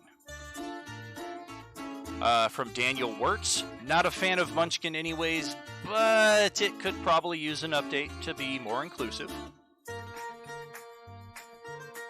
And that is it from our Facebook friends. Over to Jason Nooner back here in the Roleplaying Unlimited Discord channel. No, there is no need for a revision as that game pretty much offends everyone. Side note, I hate even the thought of this question. I get that for sure. Some people just, they don't want any of reality brought into their fantasy, sometimes vice versa. That's just part of what makes connections so wonderful and unique, is the differences, but also the similarities. I mean, we can agree to disagree. I happen to really like Star Wars Episodes 1, 2, 3, 7, 8, and 9 as much as I like 4, 5, and 6. I don't think half the people I know would share that opinion with me, but hey, we're all still friends. They weren't horrible. I'm hoping that the same thing that happened with the prequels will happen with the sequels, is that as we get shows like the Clone Wars and Rebels and other things like The Mandalorian that are kind of building around the sequels, that it'll make a much more complete story for all of us. Ah, shit. We just lost Drunk Pally. Sorry, bro. Good knowing you, man. Are you with us? Well, why did we lose them? No, he said he's unsubscribing because I like 7, 8, and 9 as much as Return of the Jedi. But Westy also said here that gender should only impact conversations where a GM hopefully predetermines an NPC and their preferences and the player's interactions with said NPC. For example, a GM thinks this is my male gay NPC. The super charismatic bard male plays into it and gets an adjusted roll DC is determined for the persuasion check. But things like ability checks where you would typically associate with combat, dexterity, constitution, strength should never be gender dependent, in my opinion. Absolutely. Yeah, I think we've gotten past systems like that where the female's maximum strength is a 15, but the man's maximum strength is a 20, and it's like, well, Here we go. Instant offense, motherfuckers. Yeah, I remember that from like, Blue Second. Box edition. Yeah. It wouldn't be so bad if there was an attribute that the ladies had up here that the men could only have up to here. But instead it was like, okay, well, men can always have up to here and the ladies are always kind of like this. And yeah. Or your charisma is higher because you're hotter. Yeah, exactly. The dump stat is Yeah. it can be higher for women. Yeah, that's what every lady likes to hear, that their most endearing feature are their looks. I mean, I'm sure a lot do, but I think most people like to be appreciated for their more intangible qualities, in my experience. I would assume so. Right. What's happening there, Payoshi? Welcome. I think she just caught the bit of the older editions and the discrepancies between the genders. Hopefully, we don't have experiences like that again in our systems. I think that concludes question 3, if I'm not mistaken. Although I do want to hear about this 4-page screed, that one person wrote.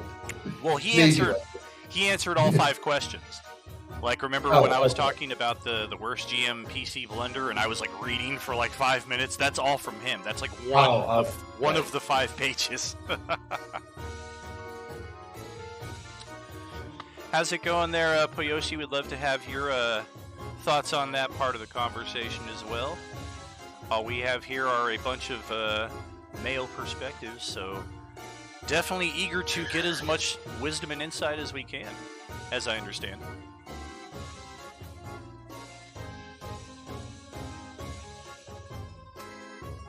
And yeah, this is going to send us to the big one. Question 4 came in too late to even have an opinion. Gotcha. Player agency.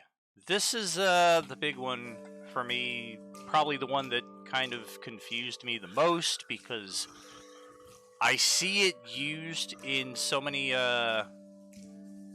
different respects by both players and GM alike, both in positive and negative connotation. It's very tricky to find a precise definition on it, though I did have some very kind people who gave it their best shot, and I think for myself I understand it a lot better than I did coming into it. Primarily player agency. What does this mean to you? I just only now noticed that I had a double 2 in there. What does it mean to you? And is there such a thing as GM agency? And fellas here in the chat, take it away.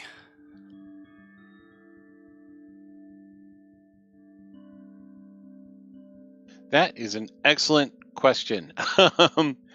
As a matter of fact, there should be, an equal part, because of the fact that, we're all here to have fun. But it's like, is it more of a player-driven game or more of a DM-driven game? And that's where, it's got to be a mutual, if the players are not having fun, they're not going to play the game. If you're killing players left and right, and like someone said, hey, my character gets killed every week, I'm not coming back. So there's got to be a player agency to it, but there's also got to be, the DM has to have fun with it too. You can't just make, stories. Okay, what do the players want? What do the players want? You've got to direct the story. So there is like a GM agency involved in that too.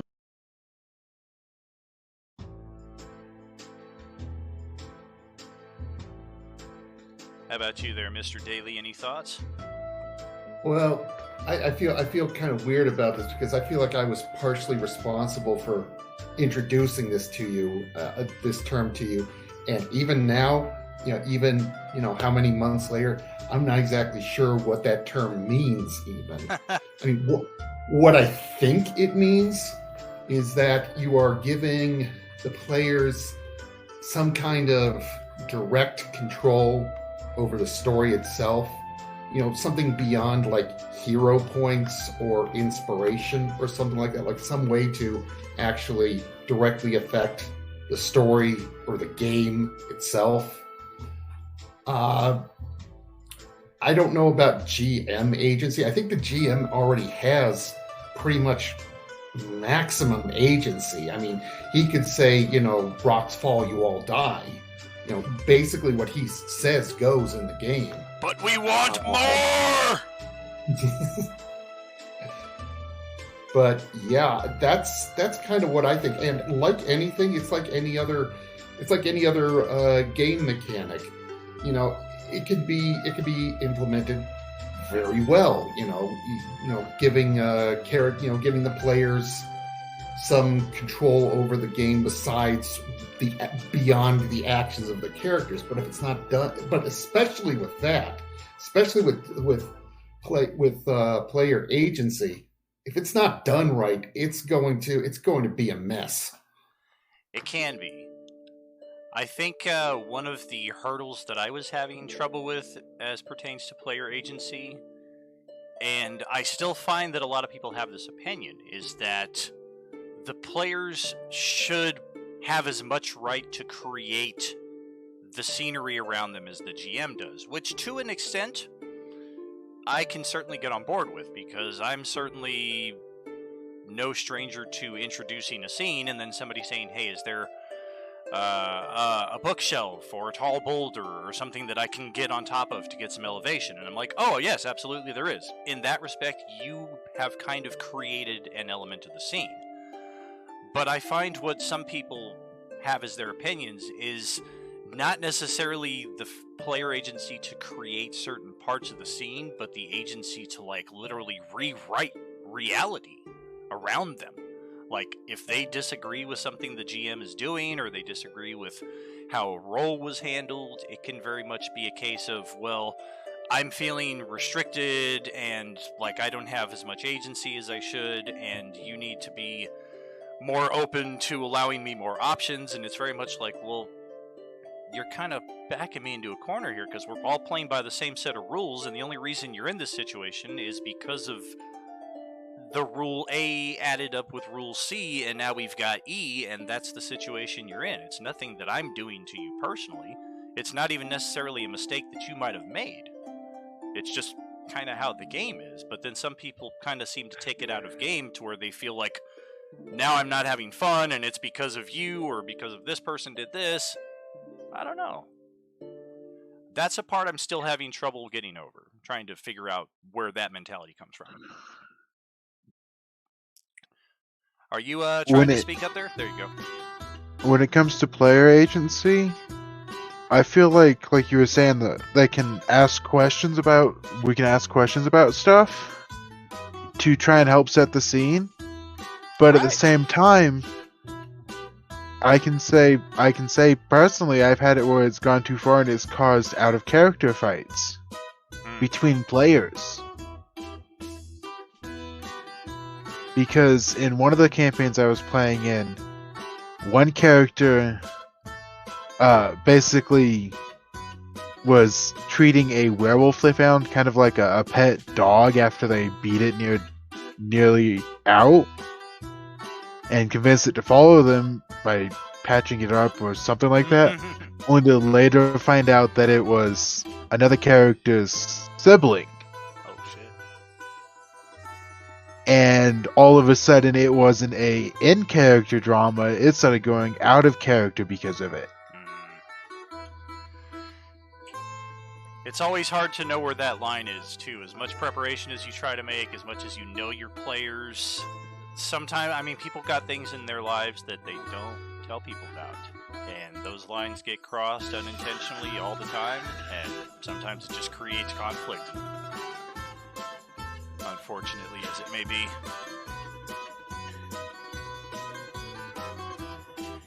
Now back to Elizabeth Tenbrink Kelly.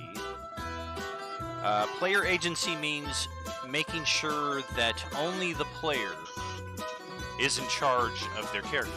Never tell a player what their character believes, thinks, etc. You can rule that they wouldn't reasonably know certain things, but hear the player out if they disagree.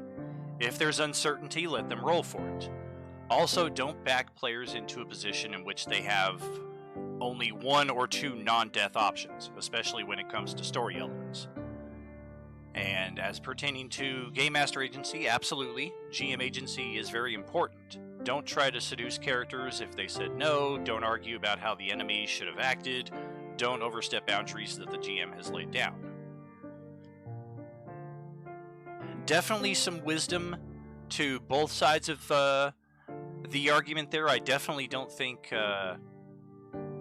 players should ever be forced into a position where they really have no options whatsoever, but I think if a player gets themselves into that situation, you shouldn't always create an out, because then it just it motivates them to continue that kind of behavior, I feel. Like with Bizzo, he got out of a lot of his situations because the party kept rescuing him, and in some cases, party members were dying because he was getting into the shit that he was getting into. Yeah. But it wasn't that he broke into the dragon's lair and then I said, and then there's a little dog door on the backside that Bizzo can easily escape through, and no harm, no foul. Oh, by the way, roll on magic item table B to see what you got while you're in there. I mean, for sure, don't force them into an unwinnable situation, but a lot of times when my players are with their backs against the wall, it's because they've willingly and knowingly walked into a situation that they know is probably not good for them, odds are against them, but whether it be due to out-of-character stubbornness, whether it be due to in-character personalities and unwillingness to back down, there can always be a number of motivations why people get themselves into those situations. Well, remember a long time ago, where we had one player who is insistent that, hey, I'm going this way because this is what my character would do. It's like, no, the entire group is going this way. No, I'm going this way, Album. And it's like you almost had to create a whole separate adventure for one player because they just wanted to go one place by themselves. Yeah, if that's your defense, it's what my character would do, then you're just playing a dick. You're not playing a member of the party. I mean, I love him. He's a dear brother. I won't mention his name. I don't want to criticize him publicly for something that happened a quarter century ago, but Don was part of that module where we were in the party and we were trying to head to Objective A, and this character just wanted to be drunk the entire time, and it had already caused a few problems, so Don took it upon himself to secret the guy's flask away from him and hide it somewhere on the donkey that was carrying all of the party's belongings. And as we're marching down the road on horseback and the donkey's following us, this character goes looking for his flask of alcohol and cannot find it. And now the entire party is stuck on the side of the road while he's hopped off his horse and cuts the straps on the donkey, and the gear is just all over the road as he's scrounging through so he can have himself a drink. It's like, I get character development, I get building character, but there's ways to let us know that your character is an alcoholic without derailing the story that we're all collectively trying to get on board with.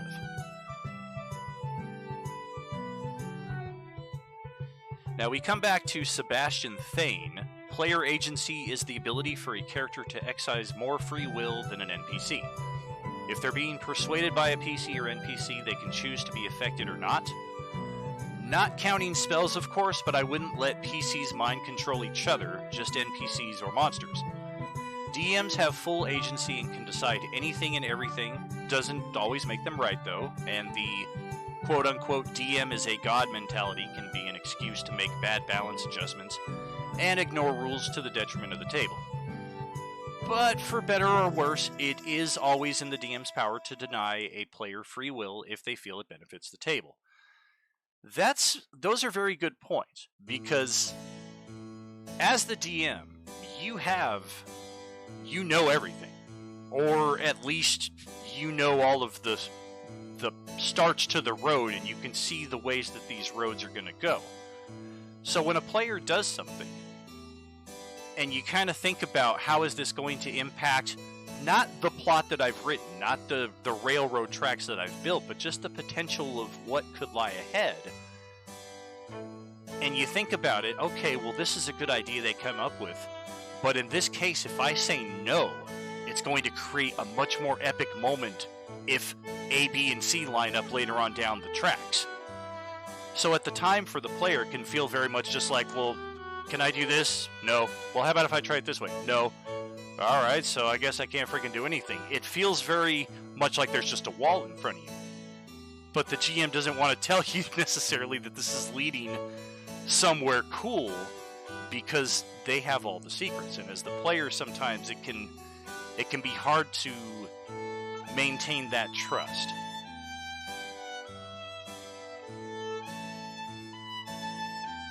Now, from Andrew Elford, player agency, game master agency, it depends on the game system and the table.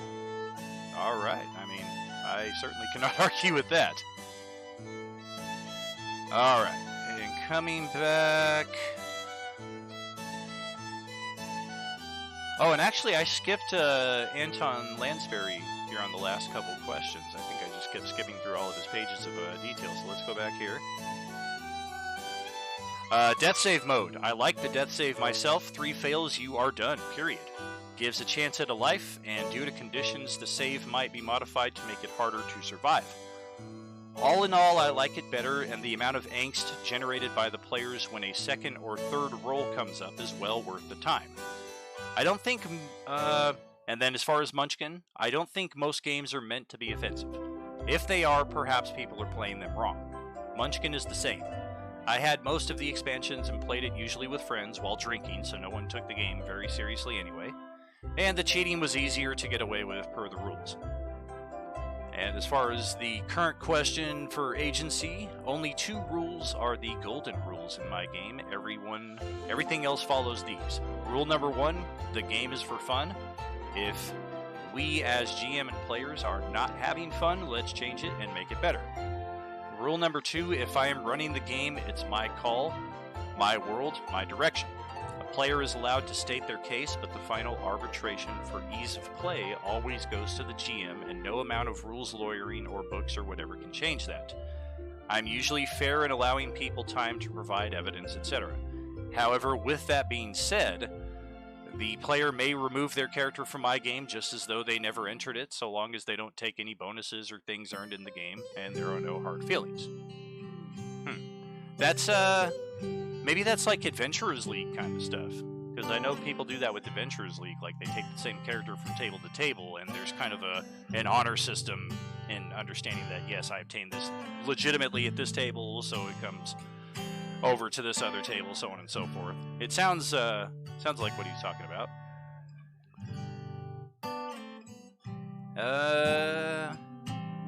Yep, somebody decided to skip the player agency question altogether, just like, I ain't touching that with a 10-foot pole. The Daniel works, however, player agency is important. Having your character's actions mean something can develop a strong narrative for any campaign. However, I have found that it is equally important for their inaction to be just as important. Example being, party leaves a town to be sacked by orcs because there's no money in saving them, so they go to find other stuff to do. While they're not obligated to save people, that town may not be there if they return. Maybe survivors, who remember them and hate them, or distrust them, ruining any reputation they may have had in the region. GM agency to me would be exactly what I described above. The consequences of player actions changing the world around them for the DM to decide how it affects the game moving forward.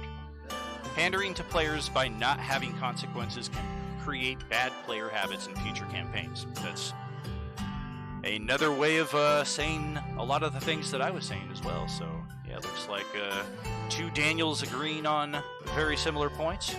Good at you there, brother.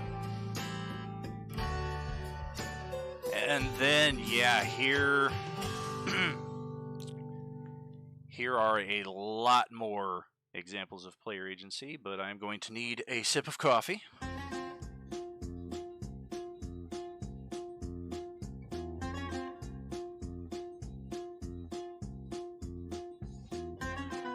From Chris Hunter, player agency, as I understand it, has existed from the dawn of role-playing games, and with tactical board games before that. Player agency is the idea that your choices matter and that they affect the game world. You can see this very clearly with Gygax's work, where he puts up something like the town of Hamlet in front of the group and doesn't give instruction on what the players can do. He just expects the DM and players to wing it. The amazing thing is, this sort of game design works really well. Left to their own devices, DMs and players can craft amazing stories together. From Fiston Raced, cool name by the way, Fiston Dentalist, Raceland, nice hybrid. To me, it is a term players can use to beat the DM over the head with every time they do not agree with which direction the story ultimately took. That is certainly one perspective that has a lot of legitimacy, because I've seen some of these players do that with their DMs. Not necessarily their DMs, but just complaining to DMs on these pages. For EV Web, it wasn't a thing that I know of for the first few editions. Railroading was expected so that the DM could get the players to the adventure. Agency became much more important when role-playing became a bigger part of the game, in my opinion. I think video games had an impact too. Video games started off linear, but now you get different encounters and endings depending on your choices. It was a big deal at the time, and people really liked it. It wouldn't surprise me if that's when people started expecting it in their D&D as well. Very, very wise. Very good point. From Scott Jost, player agency originated in 1978 as a clandestine government department formed to test the aptitude of tabletop gamers and find potential candidates that could spread pro-American propaganda embedded in game materials throughout communist countries. Haven't heard that one before. From Alex Bonfield, I don't know where it originated. I always thought agency was about giving the player freedom to choose what they do with their character. And those choices matter in the setting. Nothing besides the rules of the game and physics limit their actions. Physics is a big one, because I find that I'm certainly no physicist. I do not have a doctorate. I don't understand a lot of the sciences of how our world works. I know a lot of other people don't understand as well. So when some people like just blatantly try to break the laws of physics with the player agency, I'm just kind of like, well, what's more important, the actual rules of the world around you or what you want to do? From Christopher Williams, player agency just means that player choices genuinely matter to gameplay. It's always a question of degree, and it has always mattered, even if it didn't always have a name. I gotta go back here. Peter Olson. Where are you hiding at, my friend? There we go. First, from Aaron Gogol, the core of player agency is the ability of players to make important, impactful decisions.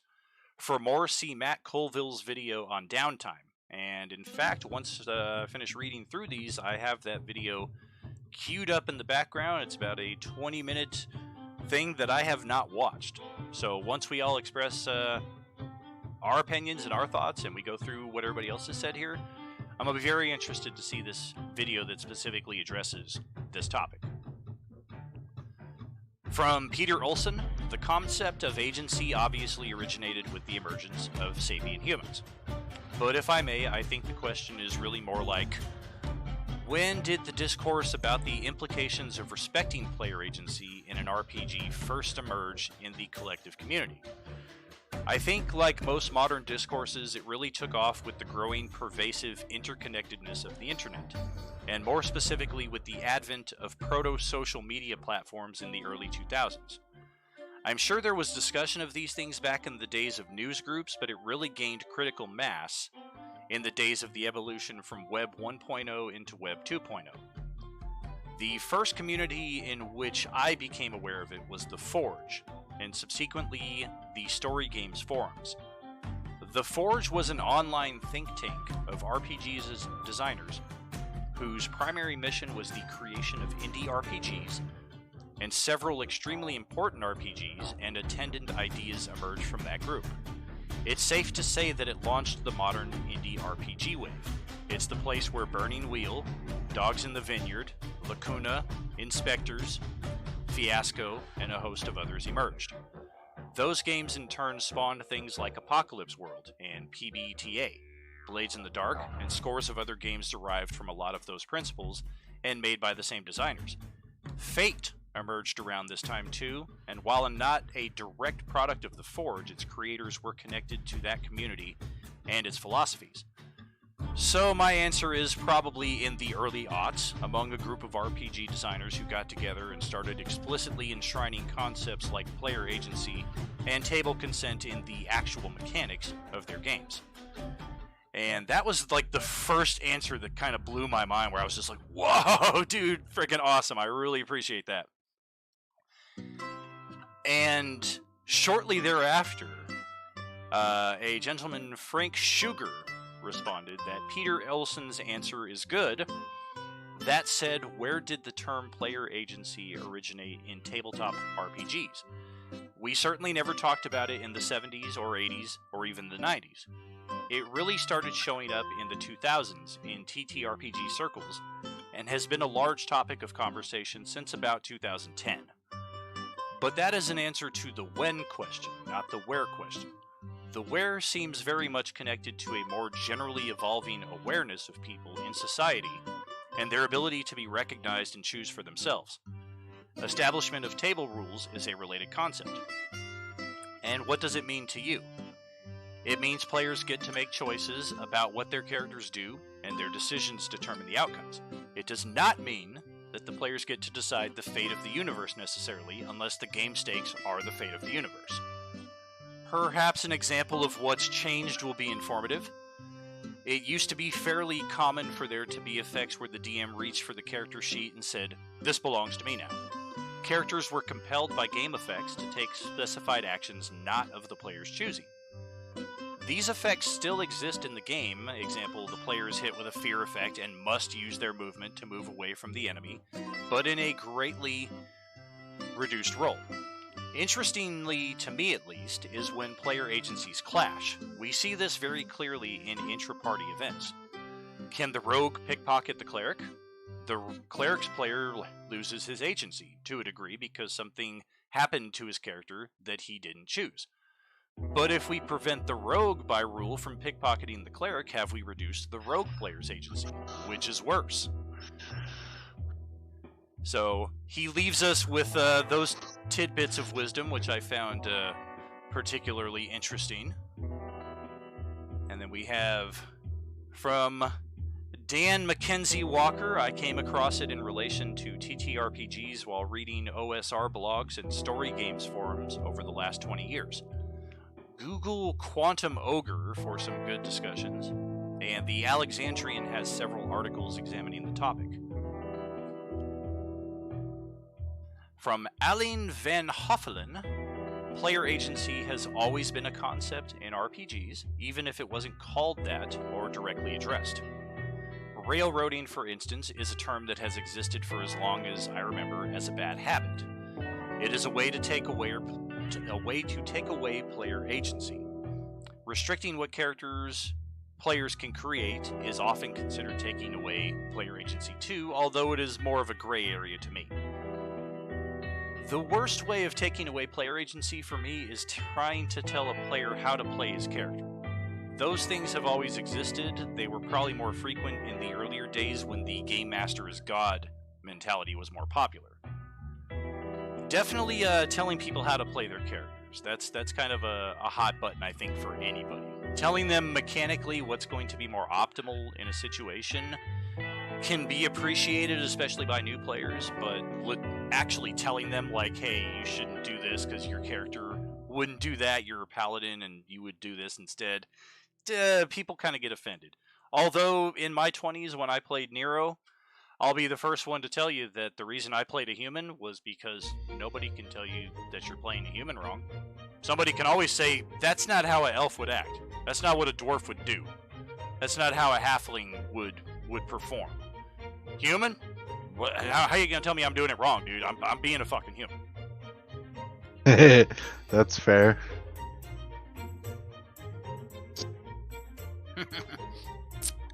From Anna Terry. I don't know when that term entered the lexicon for TTRPGs, plenty of others are already coming in on when that became a thing. The idea and concept has always been there, even if not given the specific term. The DM is going to come with the framework for the adventure and world setting. Within the bounds of that setting, the player is going to play their character and make choices to explore and move the adventure along, or not. In terms of storytelling, the players are playing the protagonists, and they should have the ability to influence the world around them, driving the adventure and story forward. And we touched too on the importance of Session 0 and everyone being in agreement to what adventure and story is being told. Yes. From Scott Westberg, player agency, as mentioned, means different things to different people. At its most extreme, it is chained that players have as much control over the environment of the game world as the DM. At its leanest definition, it is players deciding for themselves what their characters do. Examples of some things players may want to have but the DM does not are specific races or classes. In some game worlds, Dragonborn may not exist, nor do Warlocks. In higher player agency games, the PC would demand and be granted that race and class combo. The DM may allow the Warlock, but not the Dragonborn, lowering agency, for example. From Mark Raymond, for me, it stemmed in my TTRPG world when player options became the focal point for most supplements in D&D. Before, it was largely DM-oriented and adventure-oriented, but towards the tail end of 2E through 3rd and 4th edition and 5th edition, more options, more ways to interact with the game world that are not necessarily reliant on GM approval. So yeah, it's just interesting, all the different perspectives we have here. Ooh, the romantic playlist. We definitely never hear this one. Here we go. Oh, yeah. From Jason Dressel, agency is a long-standing concept. Player agency is a term I've seen discussed in the past decade or so. It means a wide range of things to different players and DMs. I find that the variation in these definitions and paradigms precludes an authoritative stance on what player agency amounts to, or how to handle player agency from being honest or useful. From my subjective experience and set of priorities, players and DMs agree on and constantly renegotiate a level of informational/narrative reliability, and a degree of creative control/frustration in running PCs through a game world. Tension in this process is inevitable and often desirable. Indignation on the matter seems to occur in online conversation far more often than what I would subjectively consider justified. Agreed. From Kuba Drabent, I don't think there is origination of this term. It's just something that happened, as agency is a natural term in English that means actions matter. So in literature, movies, etc., we have character agency. In games, we have player agency and character agency, and there are probably many more. It's just a term when talking about any plot-driven story, really. Even in life, you have human agency. In workplaces, you have employee agency, and so on and so forth. It basically just means whatever you want, whatever you do will matter down the road and have real consequence. Not like some managers who only tell you to do your job and nothing else, since you still would probably do your job with or without their word. What it means in TTRPGs is that your actions are noted and influence the story, so the story doesn't exactly happen around you, but your participation of it changes the outcome or can influence the path that it takes. From Sam Tunmore, the idea that player agency is a specific TTRPG term is a false one. The idea of agency is a sociological term dating back hundreds of years to philosophers like John Locke. It's essentially the analysis of the concept of how free will actually is. Player agency is just that, applied to players. What agency boils down to is how much freedom one has to choose. It's not simple and it's not binary. It's not you have agency or you don't. It's how much agency do you have. Some simple examples would be a group comes across 2 doors in a dungeon and opens one of them. In a very low agency game, both doors lead exactly to the same room. In a slightly higher agency game, both doors lead to long, different routes that eventually all end up at the same room. In an even higher agency game, they lead to different rooms.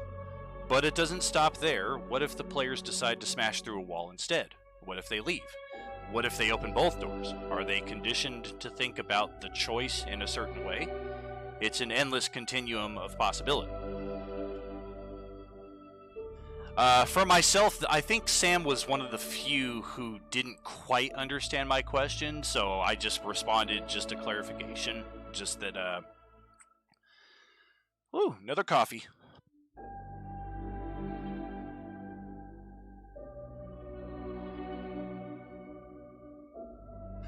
I responded that sure, the terminology has existed since long before TTRPGs. My curiosity was more towards when did the term start becoming used as prevalently as it is nowadays in TTRPGs. For myself, I've gamed for over 30 years, and while the term agency is definitely something the group I game with is familiar with, it's not a term any of us heard in relationship to TTRPGs until a few years ago, and then thanks for your awesome analysis. From Dan Mackenzie Walker, there's also the factor of informed choice. Do the players have clues or intel about what each door leads to? Do they have methods to collect such information, or is their choice completely blind? Responding, of course, to Sam Tunmore's earlier comments. From Justin Martin, not sure when it started as a term, but to me, the player agency means that the player's choices mean something. And last but not least here on the Facebook responses from Peter Wyszynski, here is a great video discussing the topic, which is what I'm going to go to after we check. From Westy here in the Twitch stream chat, I would say GM agency is the meta-knowledge we all want to have.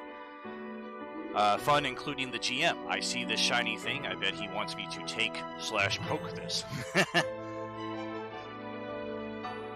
From Radio Free Covenant, I need to download this on video on demand. These are some good answers. Are we all going to have to start making out with each other now? I don't know about that, brother. Yeah, I mean, I was very fascinated with just the different perspectives. And these are just the people who responded to my question directly. There's hundreds of pages of other comments that I just kind of took note of along the side to kind of better inform myself about this topic. But because they didn't respond to me directly, I didn't want to include their names or their responses as part of all this. But just from the half hour or so of responses that I just read through, you kind of get an impression of just how important and meaningful this topic is to players all across the board. From Val Theorist, did you have any thoughts on the player agency? I can't remember if we had already addressed you before I went into all that.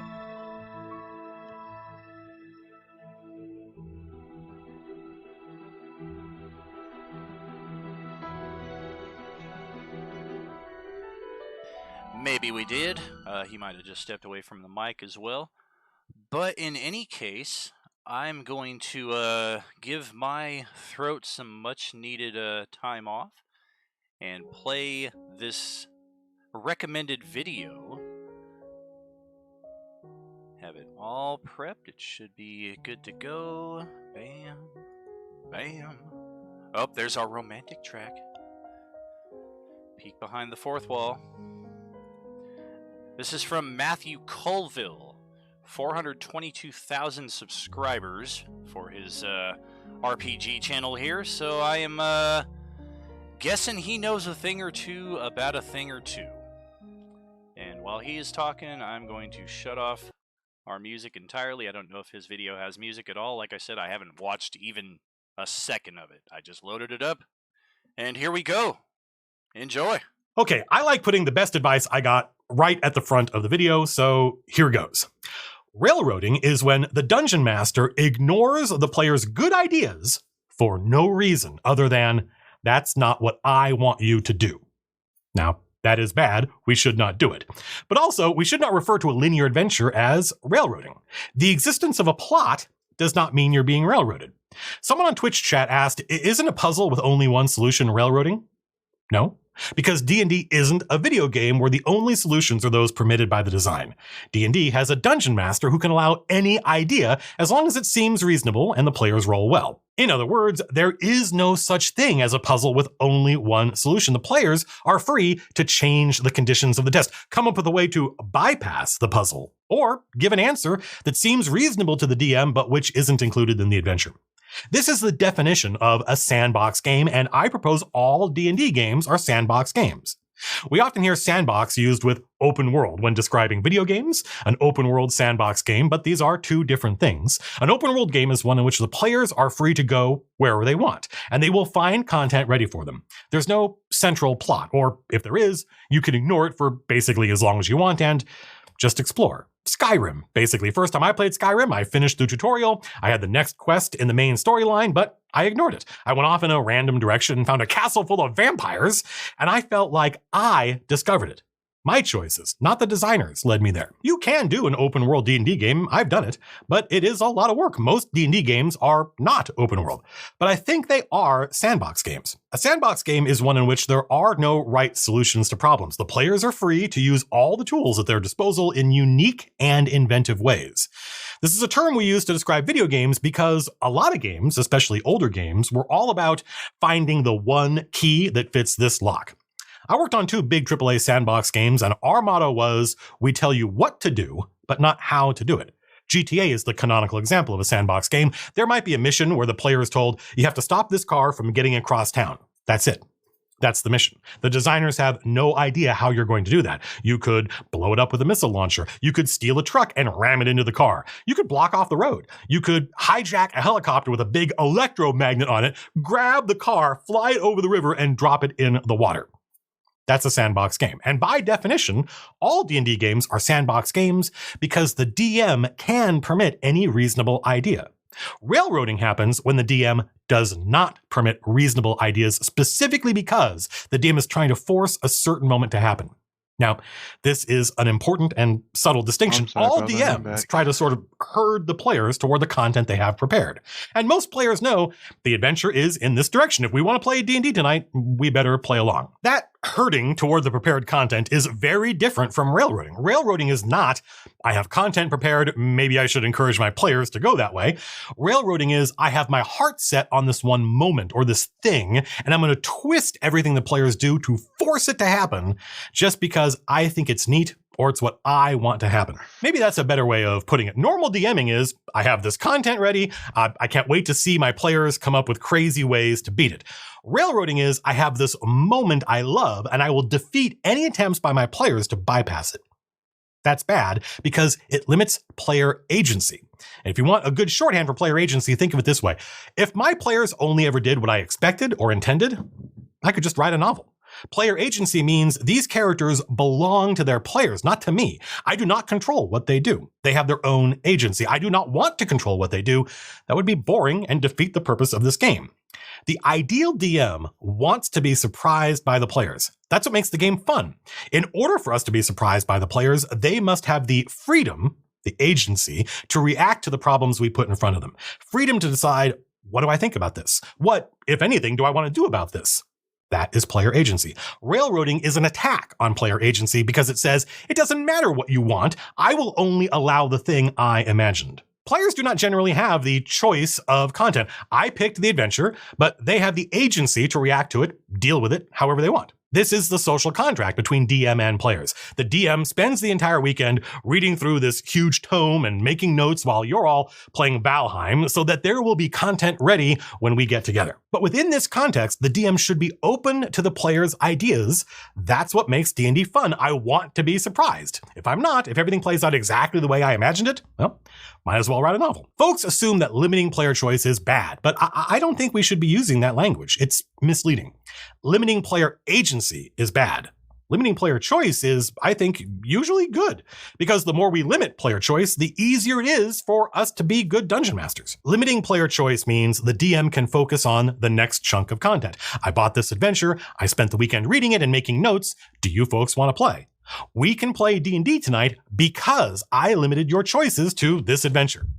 You can run a game where the players tell the DM what they want to do. That is a West Marches game, but that's unusual. Most games, the DM chooses and prepares the content. Because the DM has the adventure, either one they bought or one they wrote, new players often think the DM has all the answers, but in fact, we have all the questions. We know the players have to throw the ring into Mount Doom. That is the only way to destroy it. There is but one choice, as Elrond says, which, as we have established, is the same as no choice. You have a no choice. The ring must A, be destroyed by B, throwing it into Mount Doom. That's the adventure I have ready. But I have no idea how you people are going to do that. I told you what to do, but not how. Oh, you want to try going over the mountains? Okay, that is possible, but very difficult. Yes, you could go through Moria. That is also possible, but difficult. Railroading is when the DM says, no, you have to go through Moria. I don't care if going over the mountains is a good idea. It's not what I want you to do. Now, no DM ever says it like that. And the real problem is that players cannot easily tell the difference between being railroaded and just bad ideas or bad planning. You know, Aragorn and Boromir's players probably thought, this mountain idea is too hard. I think the DM is trying to tell us something. We should have just gone through Moria. I think that's what the DM wanted us to do. It seems to the players like they're being railroaded into Moria. Like any idea they have, regardless of how good it is, the DM will twist and make fail to get the party to do what he wanted them to do in the first place. But the DM is like, bro, you made no provision for mountain climbing. You spent 6 weeks in Rivendell. You had a map. You knew you had to find a way over, under, or around these mountains. And in spite of that, you did literally no preparation. You just tried to walk over a mountain range in your normal outfits. You brought no climbing gear or cold weather gear, and then you rolled really badly. You think this is me trying to tell you this is a bad idea, but in fact, you just suck at mountain climbing, Aragorn. That is not my fault. The players may have felt like we are being railroaded into Moria, but the DM feels like, no, I would have entertained any reasonable idea, but you folks only came up with 2 ideas and then did literally nothing to make either of them work. You're just trying to brute force your way through this adventure, and if you do that, someone's going to lose a character. Fly, you fools! Well, I told you. This happens to me all the time. The players are convinced this one solution is the only solution, when in fact, they just stopped thinking once they had one idea. I think sooner or later, all players feel like they are being railroaded by their DM when, in fact, they're just not thinking outside the box. Or they tried one idea, rolled badly, it didn't work, and they gave up. They get frustrated, and after the session, they say, what were we supposed to do? I have learned in those times that it is probably not a good idea to indulge them and explain what they could have done, because you, the DM, have perfect knowledge of the adventure and your world, however much of it you've prepped. So it will almost always seem unfair to the players when you say, well, you could have tried this. The thing is, they already didn't think of that. So if you point it out to them, they will see it as the kind of thing only someone with perfect knowledge would have thought of. They will see it as unfair. Generally, I try to say, I don't know, but I think there are probably things you could have tried. By remaining neutral, you encourage the players to keep thinking even after the fact. This usually works for me. When my players get frustrated at lack of progress or failure and feel railroaded and challenge me on it, I try to be like water and not fight back. I don't know, there isn't a right solution. What else did you think of? Framing it like that, what else did you think of, might make them realize they didn't think of anything else. They had one idea, and when it didn't work, they gave up. And when they realize that, they'll start thinking of other ideas. All this being said, railroading is real. It really happens. I did it when I was younger. When you're just starting out, if the players try something the adventure doesn't account for, or worse, explicitly forbids, new DMs panic. They don't know what to do, so they railroad. They shoot down good ideas to force the players to do either what the DM thought was cool because they're trying to force a narrative to happen, or what the adventure says because they don't know how to deal with players going off the script. I had a DM, my first DM, who railroaded us all the time. He shot down our good ideas to force things to happen a certain way. But we were kids. That same DM later ran us through an adventure where the module said, You can tell I'm old because I still call them modules. The adventure said there's a T intersection, but the left branch is blocked off because the ceiling collapsed and it is impassable. Now, the adventure said that because on the other side of that collapsed corridor was basically the end of the dungeon, and the intent was we would take the right corridor and experience the dungeon in a level appropriate way. But we had tools and magic items and ideas that we thought meant we could get through the collapsed corridor. The adventure presumed we would take the path of least resistance and tried to literally block the rest of the dungeon off. No, you may not go this way. But we saw that as a challenge, which is why we play D&D. And when we tried it, our DM was like, yeah, sure, absolutely. He knew we were bypassing the entire module and going straight to the end. He knew we weren't ready for it, and the adventure explicitly said we could not do what we were trying to do. But he was a better DM at that point, more confident, looser, and he was happy to let us try it. He let us get in over our heads. That's good dungeon mastering. He didn't try to force an outcome. That is railroading. Of course, there is always some middle ground. Player agency means the players can come up with ideas that are so radical, a response cannot easily be improvised and you gotta take a break. Like the One Ring problem. You know, this adventure probably assumed the players would go through Moria. It's a big dungeon full of loot. When the players started thinking outside the box and decided to try to go over the mountain, the DM probably thought, well, if I let them do that, then the 4 months of Moria that I had planned will be replaced by a couple of skill checks. And suddenly the epic adventure I had prepped will be useless. And right this second, I can't think of a way to turn climbing a mountain into 4 months of epic adventure. So I'm not going to say no. I'm just going to make going over the mountain really hard until they give up. Is that railroading? Yeah. I think it is. How do we tell the difference between that and you just had a bad idea, executed on it badly, and then rolled badly? I don't know. It is really hard for the players to tell the difference between railroading and just not having good ideas. But generally, if the players know the adventure is about Moria, they can be counted on to play along. If John wanted the players to go through Moria, he should have made that clear to the players. Maybe tell them there's something they need down there to complete the quest. One mistake I see people make all the time, and not just as DMs, but in life. Do not give people options you do not believe in. Don't tell them they can go over the mountains unless you actually think that would be cool. If you present people with several options, I guarantee you they will always choose the one you like least. So make sure you really believe in all these options. And players generally like knowing which direction they need to go if they want to find the adventure. If you've ever been a DM and just tried to create some unstructured space in your campaign before the adventure hook presents itself, you know what I mean. Those unstructured moments, like the classic you meet in a tavern, which I love, are super important. We need them. They are valuable for a lot of reasons, especially for giving the players chances to interact and express character. I call these interludes. They're not encounters, there's no challenge, but they are scenes in which the characters can interact with each other or NPCs. And because players are always suspicious of any NPC and assume an encounter is about to start, I will sometimes just tell them, this is an interlude, just an opportunity to roleplay, express character. But the longer these scenes last, the more frustrated the players tend to get. Even highly experienced players feel relief when the adventure hook finally shows up and they know, this is what we're supposed to do. My friend Brad, probably the best DM I've played with, built this value system into me as a DM, where I like linear, structured group adventures, and I like free, unstructured, self-directed downtime. And when we all got together after some solo adventures outside the main plotline, it was cool to just be in this world for a little while. Soak in this world that was shaped by the things we did on our own, with no purpose or directive. We'd pull at some thread and follow it, and often it wasn't clear that this thread was the adventure. Sometimes it wasn't. It was just an interlude. But eventually we would pull on a thread, follow it, and something dramatic would happen, and Brad would slowly reveal the adventure he had ready, in which we, all unknowing, had just started. And we felt huge relief. Finally, it's the adventure. We're playing D&D. And these adventures, I mean, the covers are basically ads for all the cool shit inside, and they work just as well as ads for the DM when she buys the adventure as they do for us, the players. Holy shit, is that going to happen to us? Is this a spoiler? I don't know. I think it's more like a trailer. It got us hyped. This worked because even though we had no choice, Brad worked hard to make discovering the adventure as natural as possible. Since the players don't really have a choice, it is our job as Dungeon Masters to do our level best to hook the players into our pre-written nonsense.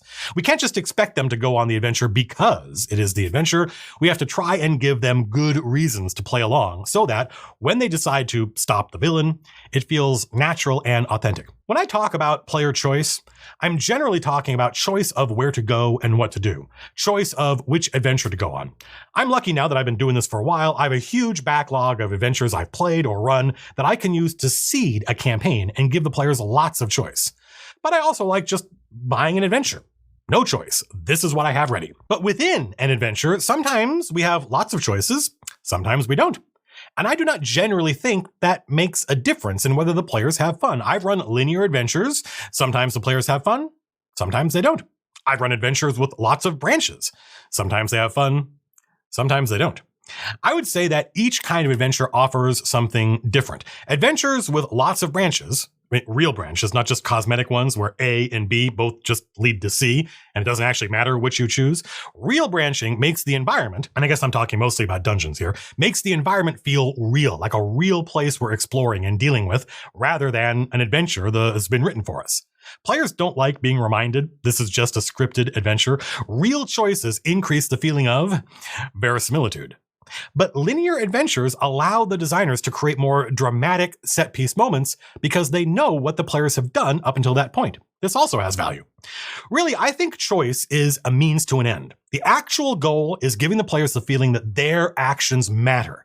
And I think you can certainly do that in a linear adventure by avoiding railroading. If you let the players come up with crazy solutions to the encounters in an adventure, if you don't freak out when they want to go off script, give their good ideas a chance, then by the time they get to the end of even a linear adventure, they will look back and think, no other group would have got to this moment in this manner. And I find it's pretty easy to build references to the players' crazy solutions as they move through the adventure. Then they really feel like their actions make a difference when the world reacts to what they've done.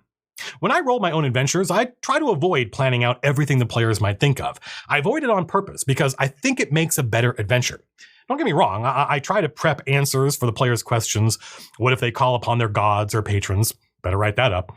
But I never bother trying to think of everything. That's madness. And leaving open space, being open, makes it easier for me to react to their good ideas and take them seriously. The Chain of Acheron started off very linear. You have to get the capital. Period. But even in that first episode, the players had a lot of agency. Getting out of Black Bottom is a skill challenge. How are you going to do it? I didn't know.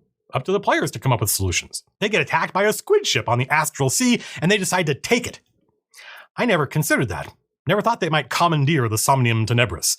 Not because I tried to think of everything that might happen and that slipped my mind, but because I try to avoid even thinking about what my players might do. I try to keep an open space in the outline and in my mind so I can react to them in the moment, authentically, rather than say, no, you can't take the squid ship because I didn't think of it and it might break my campaign. That would have been railroading. No, I am going to use my power as the Dungeon Master to force your idea to fail because I never thought of you stealing the Dark Dream. Instead, I said, sure, it's your ship. Phil later asked, hey, now that we have this ship, can we just fuck off and go wherever we want and ignore capital? And I said, sure, let me know where you want to go and what you want to do, and we'll take a break for a few weeks while I get that content ready. I called his bluff, in other words, and he smiled and he said, nah, that's fine. He wanted to play, so he played along. I often try to sort of corral my players toward the content or adventure or solution I had planned. But if you've watched me run D&D, you have seen me get delighted when the players come up with something cool that I hadn't thought of. That, to me, is the most exciting thing about playing D&D. If the players only ever did what I expected or what the adventure expected, then I wouldn't need players. I would go write another novel. And I've talked about this a million times. It is my entire philosophy of dungeon mastery. If you look back over the last 90 plus videos, a lot of my advice should now make more sense. Sure, if you want to split the party, go ahead. I think splitting the party is cool because it furthers player agency. In fact, if there is something I hate, I genuinely hate, not just down to different styles of play, but legitimately makes me want to immediately stop playing, it's when the players say, what does Matt want us to do? I hate that because it means the players aren't taking the world seriously. Many times, my players have tried to get an NPC to do what the players want, and when it isn't immediately easy, they get frustrated. They give up, and they say, I don't know what Matt expects us to do. Well, I expect you to treat this NPC like a person with their own internal reality, instead of somebody you just met in a video game and you're trying to figure out which dialogue tree will unlock the thing you want. In other words, I don't have any idea what the right thing to do is. There isn't a correct answer. The people you meet are not problems to solve. They're people. This is why buy-in is so important. Since the players don't get to choose the adventure, usually, I try to make sure that they know ahead of time what kind of campaign I'm running. I give them choices about which campaign to play. I say, here are 5 different campaigns I'm interested in. What do you think? And I make sure they know what is expected of them in each game so they can pick the one that aligns with what they like as a player. Then, after they pick, I choose the content. That is probably the best way to make sure that even though they didn't choose this adventure, they still have a lot of agency. Choice, sometimes good, not always necessary. Agency, always good. The relationship between player agency and player choice is, for me, represented in that difference between prepared adventures and downtime, and the flow of gameplay between them from one to the other. We start off with a prepared adventure, either one I bought or one I designed myself. The players do not have a lot of choice here. They can't really decide not to go on the adventure if they want to play tonight, but they do have a lot of player agency. It's up to them to decide how to react to these things. Then, after the adventure, they each get some downtime, where now they are self-directed. What do you want to do? In my favorite games, as a player, the reason we went on adventures was to get the resources we needed to pursue our own goals during downtime. These were my favorite campaigns. I think people get distracted focusing on player choice instead of player agency. Limiting choice gives us the freedom to create. GTA games give you a lot of choice. It is an open world game. But you still can't decide you don't care about Los Santos and you'd rather get in an Aegis Hammerhead and become a space pirate. You are locked into this world. Some decisions were made for you. But within those choices, you are free to go wherever you want. That's open world. You didn't pick this map, but within this map, you are free to go wherever you want. Sandbox means you didn't choose this problem, but you are free to choose how to solve it. Player choice means you get to choose the content. You can be self-directed. Player agency means you own your character. You decide what they think and how they react, what they want and what they do, and your unique ideas will affect the world. And railroading is when the dungeon master ignores the player's good ideas for no reason other than that's not what I want you to do. Thanks for watching, everybody. This episode is brought to you by Arcadia, our monthly PDF magazine full of useful articles for your D&D game. This month's issue has an adventure in it, some cool new ancestries, and new optional rules for aerial dogfighting in D&D. It's $5 on Patreon and $7 in our store. I am really, really close. Actually, the script says I'm really, really close to being done working on Kingdoms and Warfare, but I actually am basically done working on Kingdoms and Warfare. All the writing and design is done. Now I'm just responding to feedback from the editors. I also just got my first vaccination shot, and not unrelated, I am really close to taking my first honest-to-God vacation in I do not know how long. So things aren't suddenly going to go back to normal in the next few weeks, but this summer, things should absolutely be back to something that resembles normal.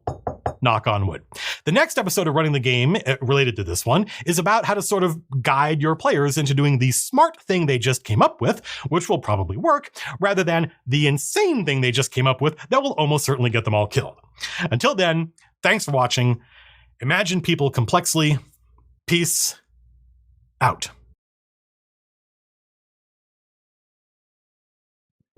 Well, okay. What'd you guys think? I think one of the things to take off of that is it's a great reminder of when we ran the Storm Giants, the Storm Giants campaign, where it's like we barely fought anything because we tried to talk to everything. Oh, yeah. Multiple ways to get to the same end. Like, having only one way to end the campaign isn't necessarily railroading, but trying to limit the choices along the way to that one end can definitely be considered a form of. Overall, though, some fascinating perspectives. Just this topic in general just really seems to generate some pretty interesting responses. Very happy with that. Did we have anything else we wanted to discuss about player agency before moving on to the final question? I don't have anything. Well, this last one is another of my own creation, and one that I've had both positive and negative relation with. So I was very curious to see different perspectives on this one. Thoughts on real turn limits for players when their initiative order comes up. For myself, I generally favor a 3-minute turn order limit, which, to be honest, if we're playing optimally, it's like 1 minute. Of course, if we're talking about beginner players, people who've been absent for a while, are trying to get reacclimated to the system, definitely we work with them more in that respect. I encourage people who are new to the game and or coming back to it after a long absence, maybe don't play mechanics heavy characters like spellcasters, but if people want to play what they're going to play, of course that's why you have a group of people to help them through those situations. For both of you, is there any merit to imposing time limits on turns, and why or why not? Well, I think that imposing time limits depends on the group that you're playing with. Again, like everything else, our core group, is very good about keeping within a reasonable time limit for picking their actions and such. However, we've encountered over our 20, 30 some odd years of RP where there are some people who don't pay attention to the situation that they're in at that moment, who you're waiting forever for them to try to figure out their thing. And I also think that it depends on the game too, because in 3.5, you had a sheet of like 5 million spells, whereas in 5th edition, you may have 8 or 9, good spells to choose from. So the game itself helped to reduce the time in between, choosing your action, but it just generally depends on your players, and who the people are that are just going to sit there and not pay attention to the scenario, who most of the time that you're waiting for is recap of exactly where they are on the board. Well, let me ask you in that respect, like, let's assume that we are playing a mechanics heavy 3E game where somebody's got a spellcaster and they've got pages of spells to look through. Which is more important to the group as a whole, and which is more realistic in the context of a dangerous situation? Like, I get that players want to do things as optimally as possible, pick the right spell that's going to hit as many people as possible, or target the worst save on the big bad guy, and it takes a few minutes to find that. But part of the reason why I impose the turn limit is to simulate that sense of danger, so that it's not just I don't think anybody saw it. I mean, granted, I post probably 6 to 10 things on the Facebook page per day, so I get that things get buried in there. But there was a really funny video I found probably like 2 weeks back that I had put up that was, I forget the name of the YouTube group, but they're obviously a group of gamers and they're dressed up in full cosplay, and they did a simulated D&D combat. So like everybody comes in, they're all hacking and slashing, and then all of a sudden everybody's just kind of standing in line right across from each other. And then they go in one at a time and attack, and like the fighter's like, well, what's going on with this? How come we're doing this one at a time? And people are responding, well, this is how an actual battle works. And he's like, no, it's not. How come I can't just run in and attack this guy, and how come I have to wait for this guy to do his thing? See, he just went, so that means, yep, and now he's going right there. See, I told you, it's just gonna, it's like the funniest freaking thing ever in that respect. But you take into consideration, like, how much do you actually want your game to resemble that? Like, do you want people waiting 25, 30 minutes between their turns so that one person can be that satisfied that they did everything as optimally as possible? And I get the perspectives on, well, he's a fighter. He doesn't have as many options. He can just go in and swing, swing, swing, swing, action surge, swing, swing, swing, swing, and I'm done. I'm a wizard. I have to prepare the right spell, and then I have a bonus action that I might be able to follow up with a spell. Actually, it might make more sense if I do the bonus action spell first. Should I move? Is there a better... I get that there's so many layers to it, but at what point do you sacrifice the realism of the combat for the player optimization, so to speak. Well, I don't, it's hard to speak for other players and such, but, I've played a few spellcasters and I could still get my turns off rather quickly because what I do is in between game prep. So what I do is I look at my spell list in between games and I go, okay, what scenario will I use this spell in? What Right. scenario will I use this spell in? Plus, there's also a lot of time in combat. You've got several characters to move. You have a bunch of attacks to make. You have, a bunch of stuff you have to do. Every other player has a chance to move. So it gives me a ton of time to be able to look through my character sheet going, okay, what might be the best to use on this particular baddie? Now, if things move out of position, I still have made my choice, and I'm still Right. going to run with my choice because that's the choice I made in my prep time, which is the time between your turns and everybody else's turns.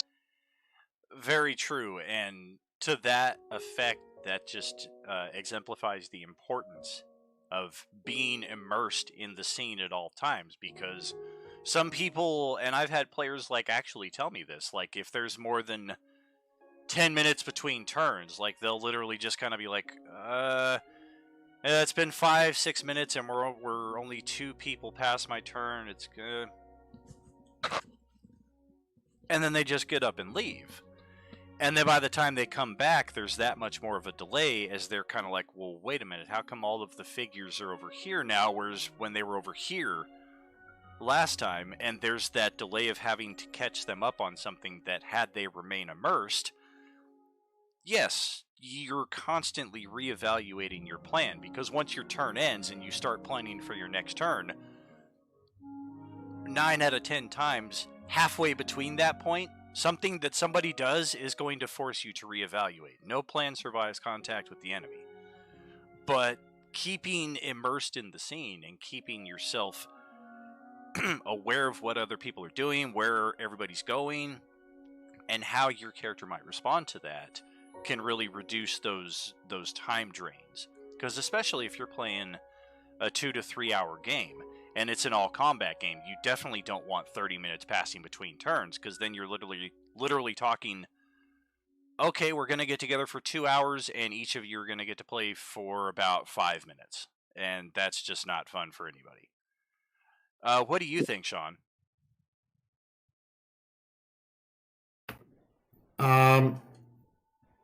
I think that turn limits are good, but number one, they shouldn't be too short.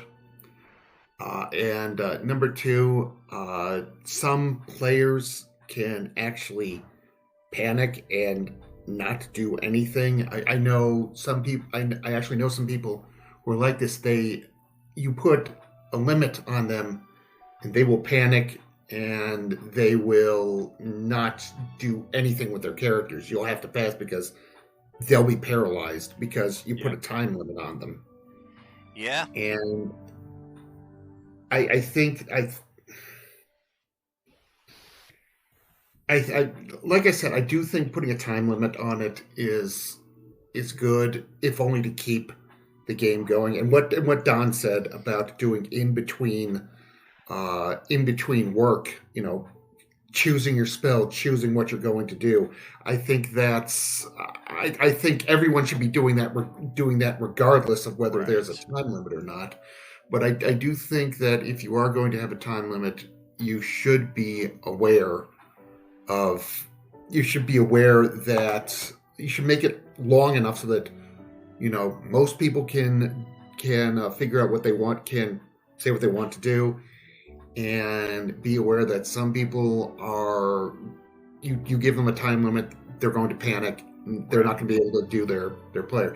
Now, if you say that you have to, like with Roll20, if you say, you have to decide what you're doing and then let them role play out what they're doing after they make their play, after they make their turn, then yeah, I think that's perfectly fine. Have them decide what they're going, split it up, have them decide what they're going to do, and then act it out,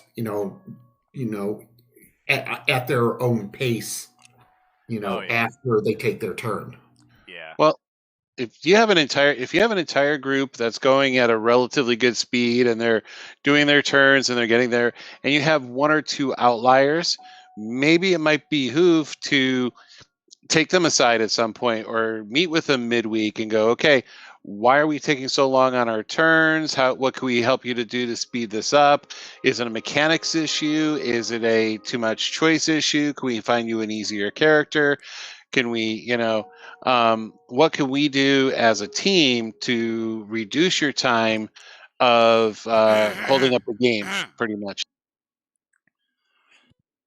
Yeah, for sure. I mean, there's multiple ways of trying to resolve. I don't want to say the issue, but just making sure that everybody is getting the most out of the table as they can. And I know that we had issues with the turn limit before, and I still attribute a lot of that to the fact that it was a turn limit plus a text-based game, which at the time I didn't really see the two of those together. I mean, I'm not the fastest typer in the world, so I guess I assume that people type as fast or faster than me.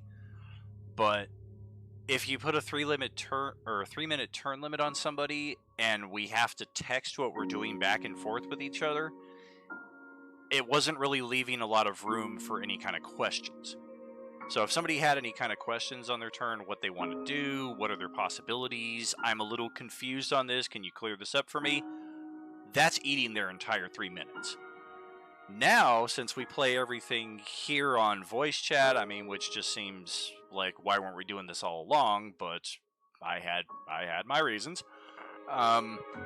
So much of that has been alleviated because all of those mechanical questions are just very much brain to mouth to headphone to ear, and it's just that simple. It doesn't take a minute and a half to type it out and then ponder, type out response. Oh, your turn's over. Let's move on to the next one.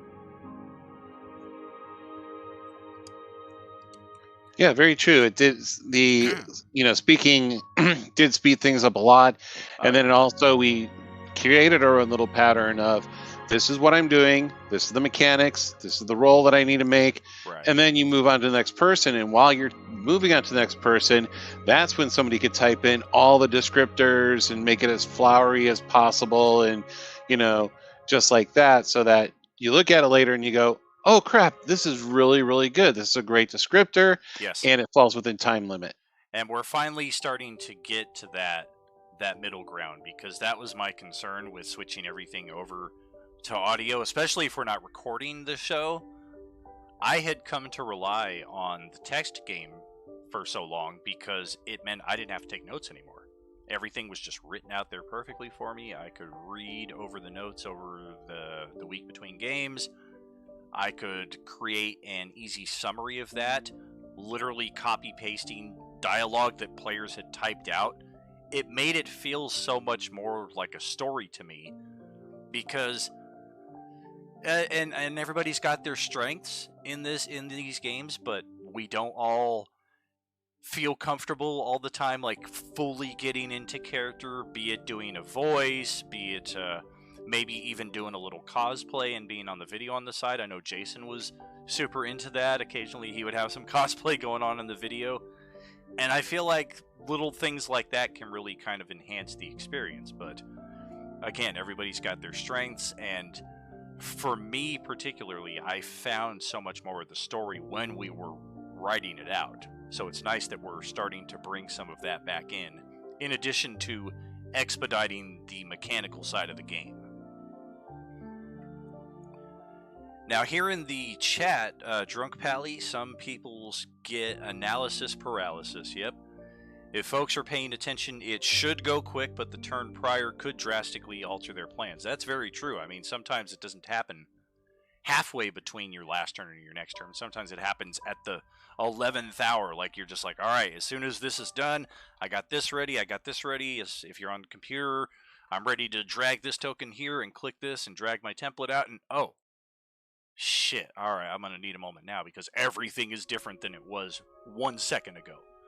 So, I mean, yeah, there's always got to be exceptions to the rule, and that's kind of the nature of the game, as long as everybody is understanding that it's shared time, it's shared play, it's shared table space, and nobody's experience, good or bad, should be more important than anybody else's. Just because the GM is spending time creating the world doesn't mean that their feelings and their experience about the session that just happened are any more valid than anybody else's, or any less valid.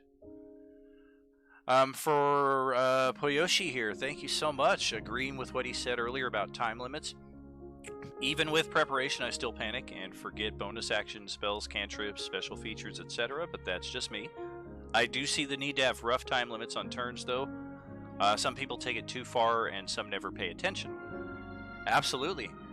And again, I just want to re-clarify that this... If we're talking people who haven't played for a while, or beginners, or not even necessarily those two categories. Let's say it's somebody who's been playing for 5 years straight every week, but this is the first time they're playing a monk or a warlock. You gotta kind of understand that they may have seen other players do this kind of stuff through their gaming career, but actually getting into that headspace and implementing those things themselves, it may take a little bit of an adjustment period.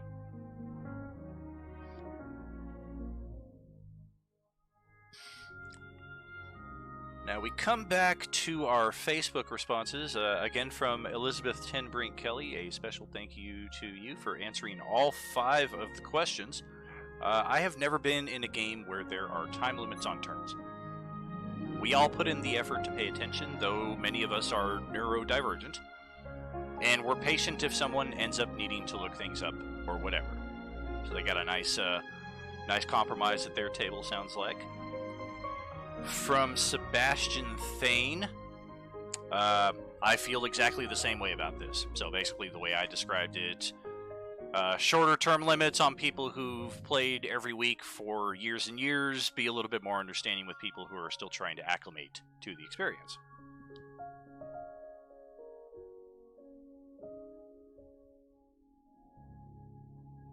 From Andrew Elford, thank you as well for answering all 5 of the questions, and same for Sebastian Thane. We got a few people who answered all 5.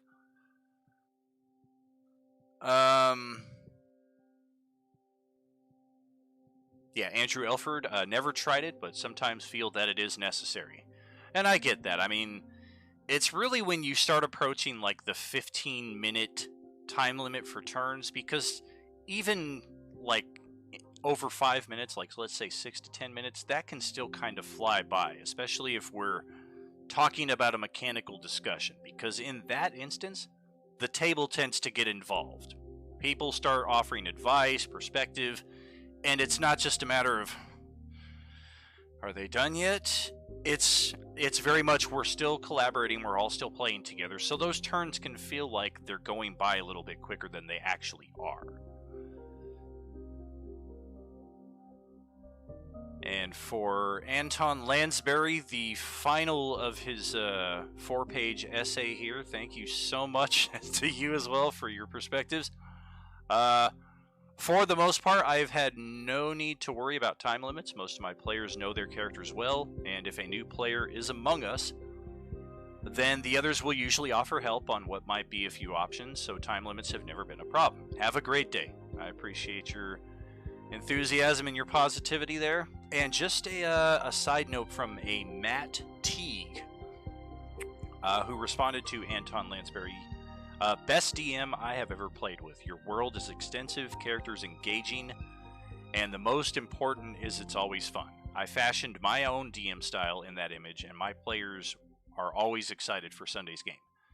And Anton responds, thank you, I enjoyed having you in my games. I'm glad you keep the tradition going. With how you were as a player, I have no doubt your games are just as fun. So, I always enjoy seeing positivity like that spread between gamers, because there's just always a lot of negativity out there and complaining. So, it's fun to see stuff like that. From Todd McFarlane, time limits are good at a convention or where tight time limits exist. At home tables, not so much. From Daniel Wirtz, time limits are tricky. If your players are taking too long and being inconsiderate, then you give them warnings until they shape up. If they don't comply, then you give them a time limit. Time limits for larger player campaigns might consider time limits and rules for less interruption to smooth out combat. Mind you, these are opinions and my wording is not expressed as fact, even if I was a little absolute. I just didn't want to type in my opinion 5 times. And yeah, Daniel as well, I appreciate you answering all 5 of the questions there. Thank you, thank you, thank you. Player agency, the 15-page. We got through all of that. So I think we are in the closing moments here of our Out of Character show, as we have a few more answers here in Twitch as well as Discord from Vasselmut, also known as Murta. I generally don't like imposing time limits, but it can be a problem. Players ought to self-impose more restrictions on themselves, but not everybody does. I think it's a matter of respect. With larger groups especially, it can be a while before your turn comes up. If you haven't been spending that time preparing what you're going to do, you're just wasting everyone else's time. Nobody likes waiting 30 minutes between turns. I said a lot of this myself, it's like we're on the same page. The better everyone is at knowing what they're going to do when their turn comes around, the faster combat moves. There's nothing quite as frustrating as, okay, it's your turn. Alright, let me look up what spells I could cast and take 20 minutes talking with the party to devise the optimal strategy. Exactly. What's going on, Saz? Thank you, thank you. Hello, hello. From Jason Nooner, he tries to have his turn at least semi-planned by the time it comes around, although he's just as guilty as any when it comes around, though. He may forget something, or the last action completely changes what he would have done, similar to what Westy was saying. He has all new players at this time right now. He likes to give them help and time. One of them, a caster, has a reading problem. So yeah, I mean, I can see stuff like that imposing new necessities. Like you've got somebody who's got, who it's going to take a little bit of extra time for them to read through what they want to do, but they really want to play a wizard. So, I mean, you've got a smaller table, you can kind of accommodate things like that. Or even if it's not a smaller table, sometimes you can just kind of find that space and that understanding with everybody to make those accommodations. From Westy, I like the fact when a DM provides player 1, it's your turn, player 2, you're next, player 3, you're after. Our table typically has 6 players, so it helps you stay focused on what is happening. Generally, we are all pretty quick unless something drastically changes, like an enemy going invisible or a misty step away that can drastically change what someone was planning. And also here in the Twitch chat from Westy Drunk Pally.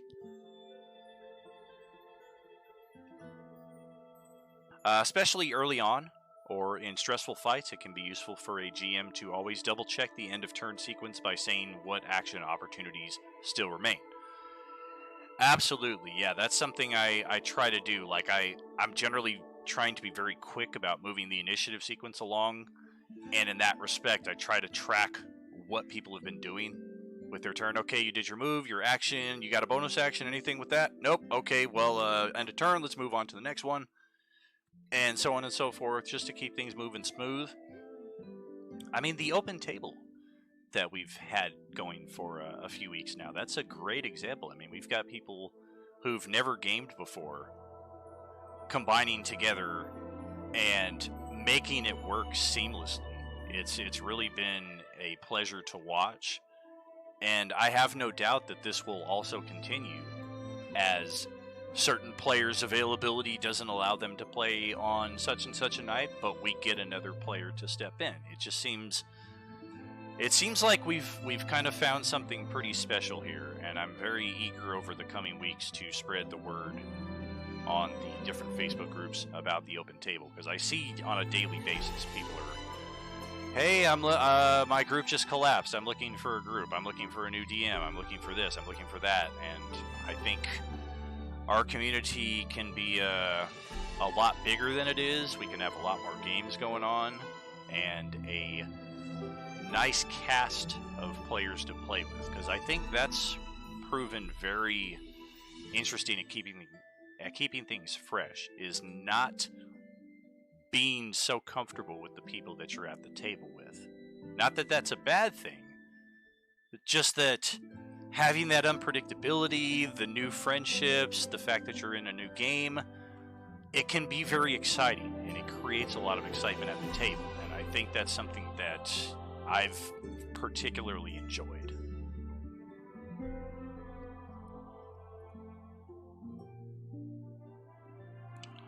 Well, shit.